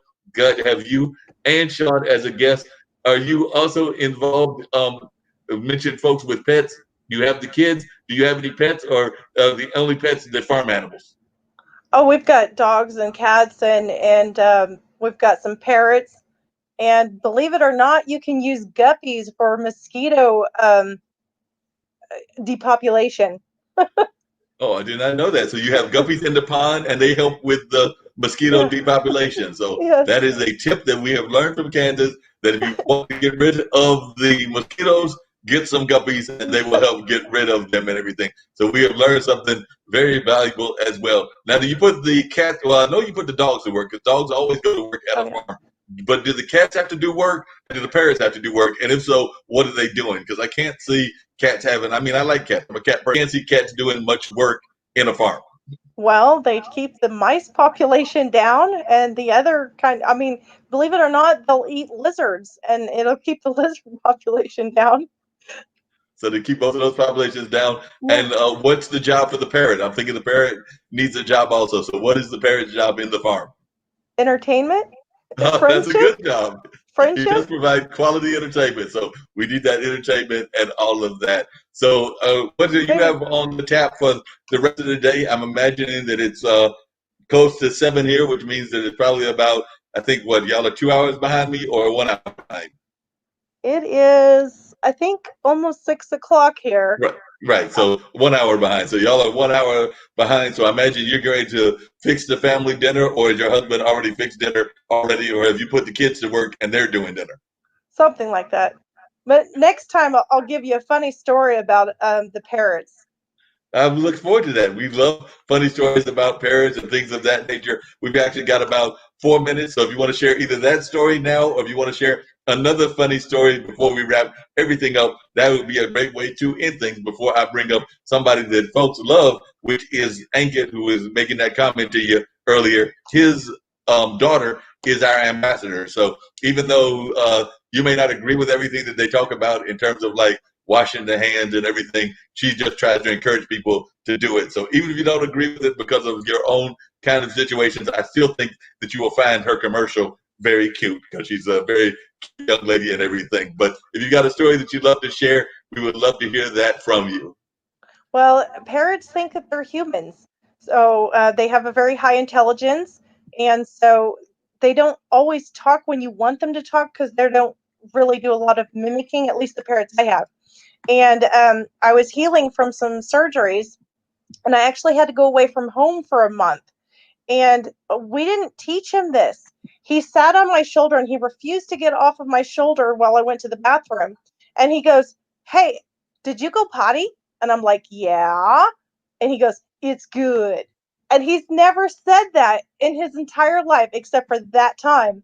Really quick, he's told the horse, "God bless you," after he sneezed twice. But he won't tell a human being, "God bless you," after he sneezes. Just the stupid horse. But he said it to the horse and all He of said it that. to So the horse. that is amazing. He said it to the horse. Speaking of the horse, because I know that Kansas and Kentucky are very far from each other, but we did have the Kentucky Derby. Have you picked a horse yet for the next race, which I think is the Belmont? It's either the Belmont or the Preakness. But have you picked a horse yet for the horse racing? Not yet, but if I find one named Tiger, I'm definitely going to vote for Tiger.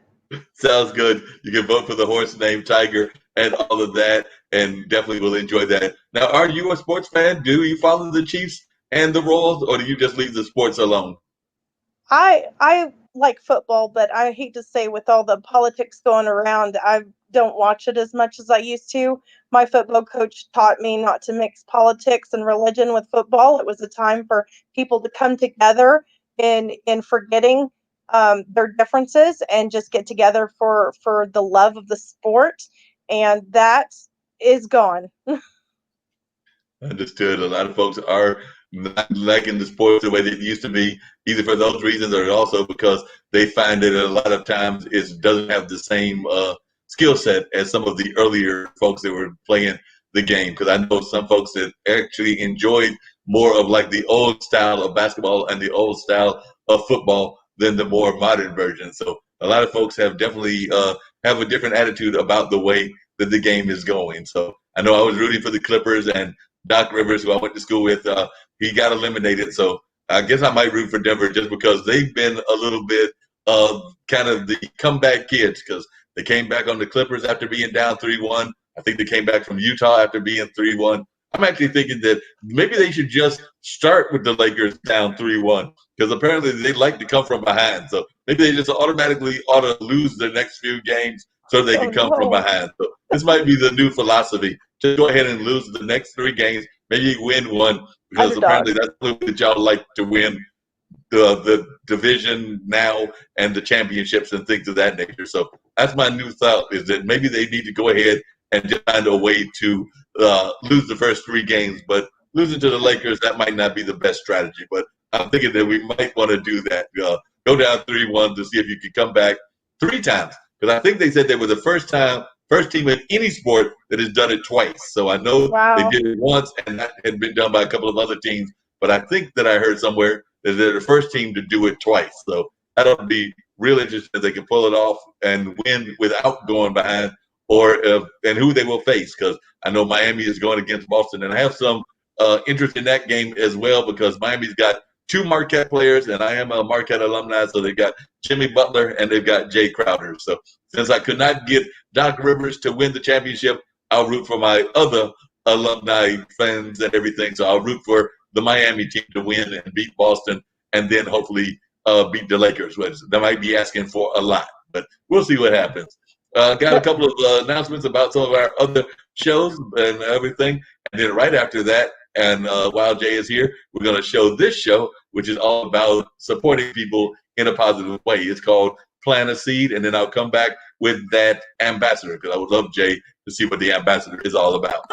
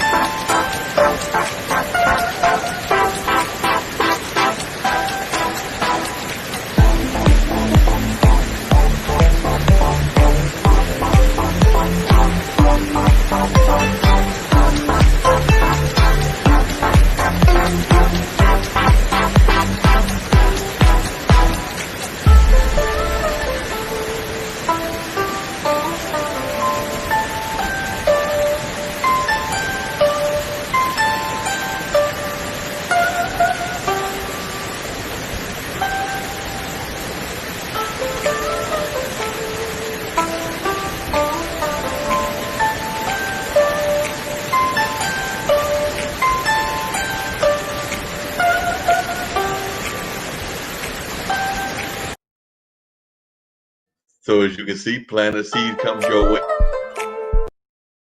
that particular afternoon on Saturday afternoon. So that is when Plant a Seed takes place at 1 o'clock and all of that. And then, like I said, the ambassador is about to come on right now and to share their wisdom about what folks should be doing. And then we'll have the plane that'll wrap the whole show up. But definitely appreciate both Sean Dina and Jay Bird Wells for joining us, as well as our mystery guest, Shakira, and that great famous Western lady, Annie Oakley. But right now, here's the ambassador. Corona virus से कैसे बचेंगे? Okay, hand होकर और ऐसे अपने खांसी जब आएगी तो ऐसे करेंगे अच्छू अच्छू और कोरोना वायरस को धन्यवाद हमारा म्यूजिक सुनने का. Yep, that's the Ankit's daughter doing her thing about telling folks to definitely cover their mouths if they have to sneeze and all of that, and to wash their hands and do some of the other things that folks suggest that we just do anyway. Because a friend of mine told me that we should be doing some of these things because it's just common sense to wash your hands after you've done certain things, whether that's using the restroom, whether that's after dinner. That's just common sense that you should do anyway. So definitely that's just things that are very much among the norm that we should do on a regular basis, even before the pandemic. But right now, we're going to have the plane to get us on out of here, and then I'll end the broadcast, but I'll keep Jay around and holler at her and thank her for being on the show. But I do want folks to catch the plane as it flies us on out of here. Knowing Jay, she's probably going to do her invitation of a plane. So there she is, doing the invitation of a plane. But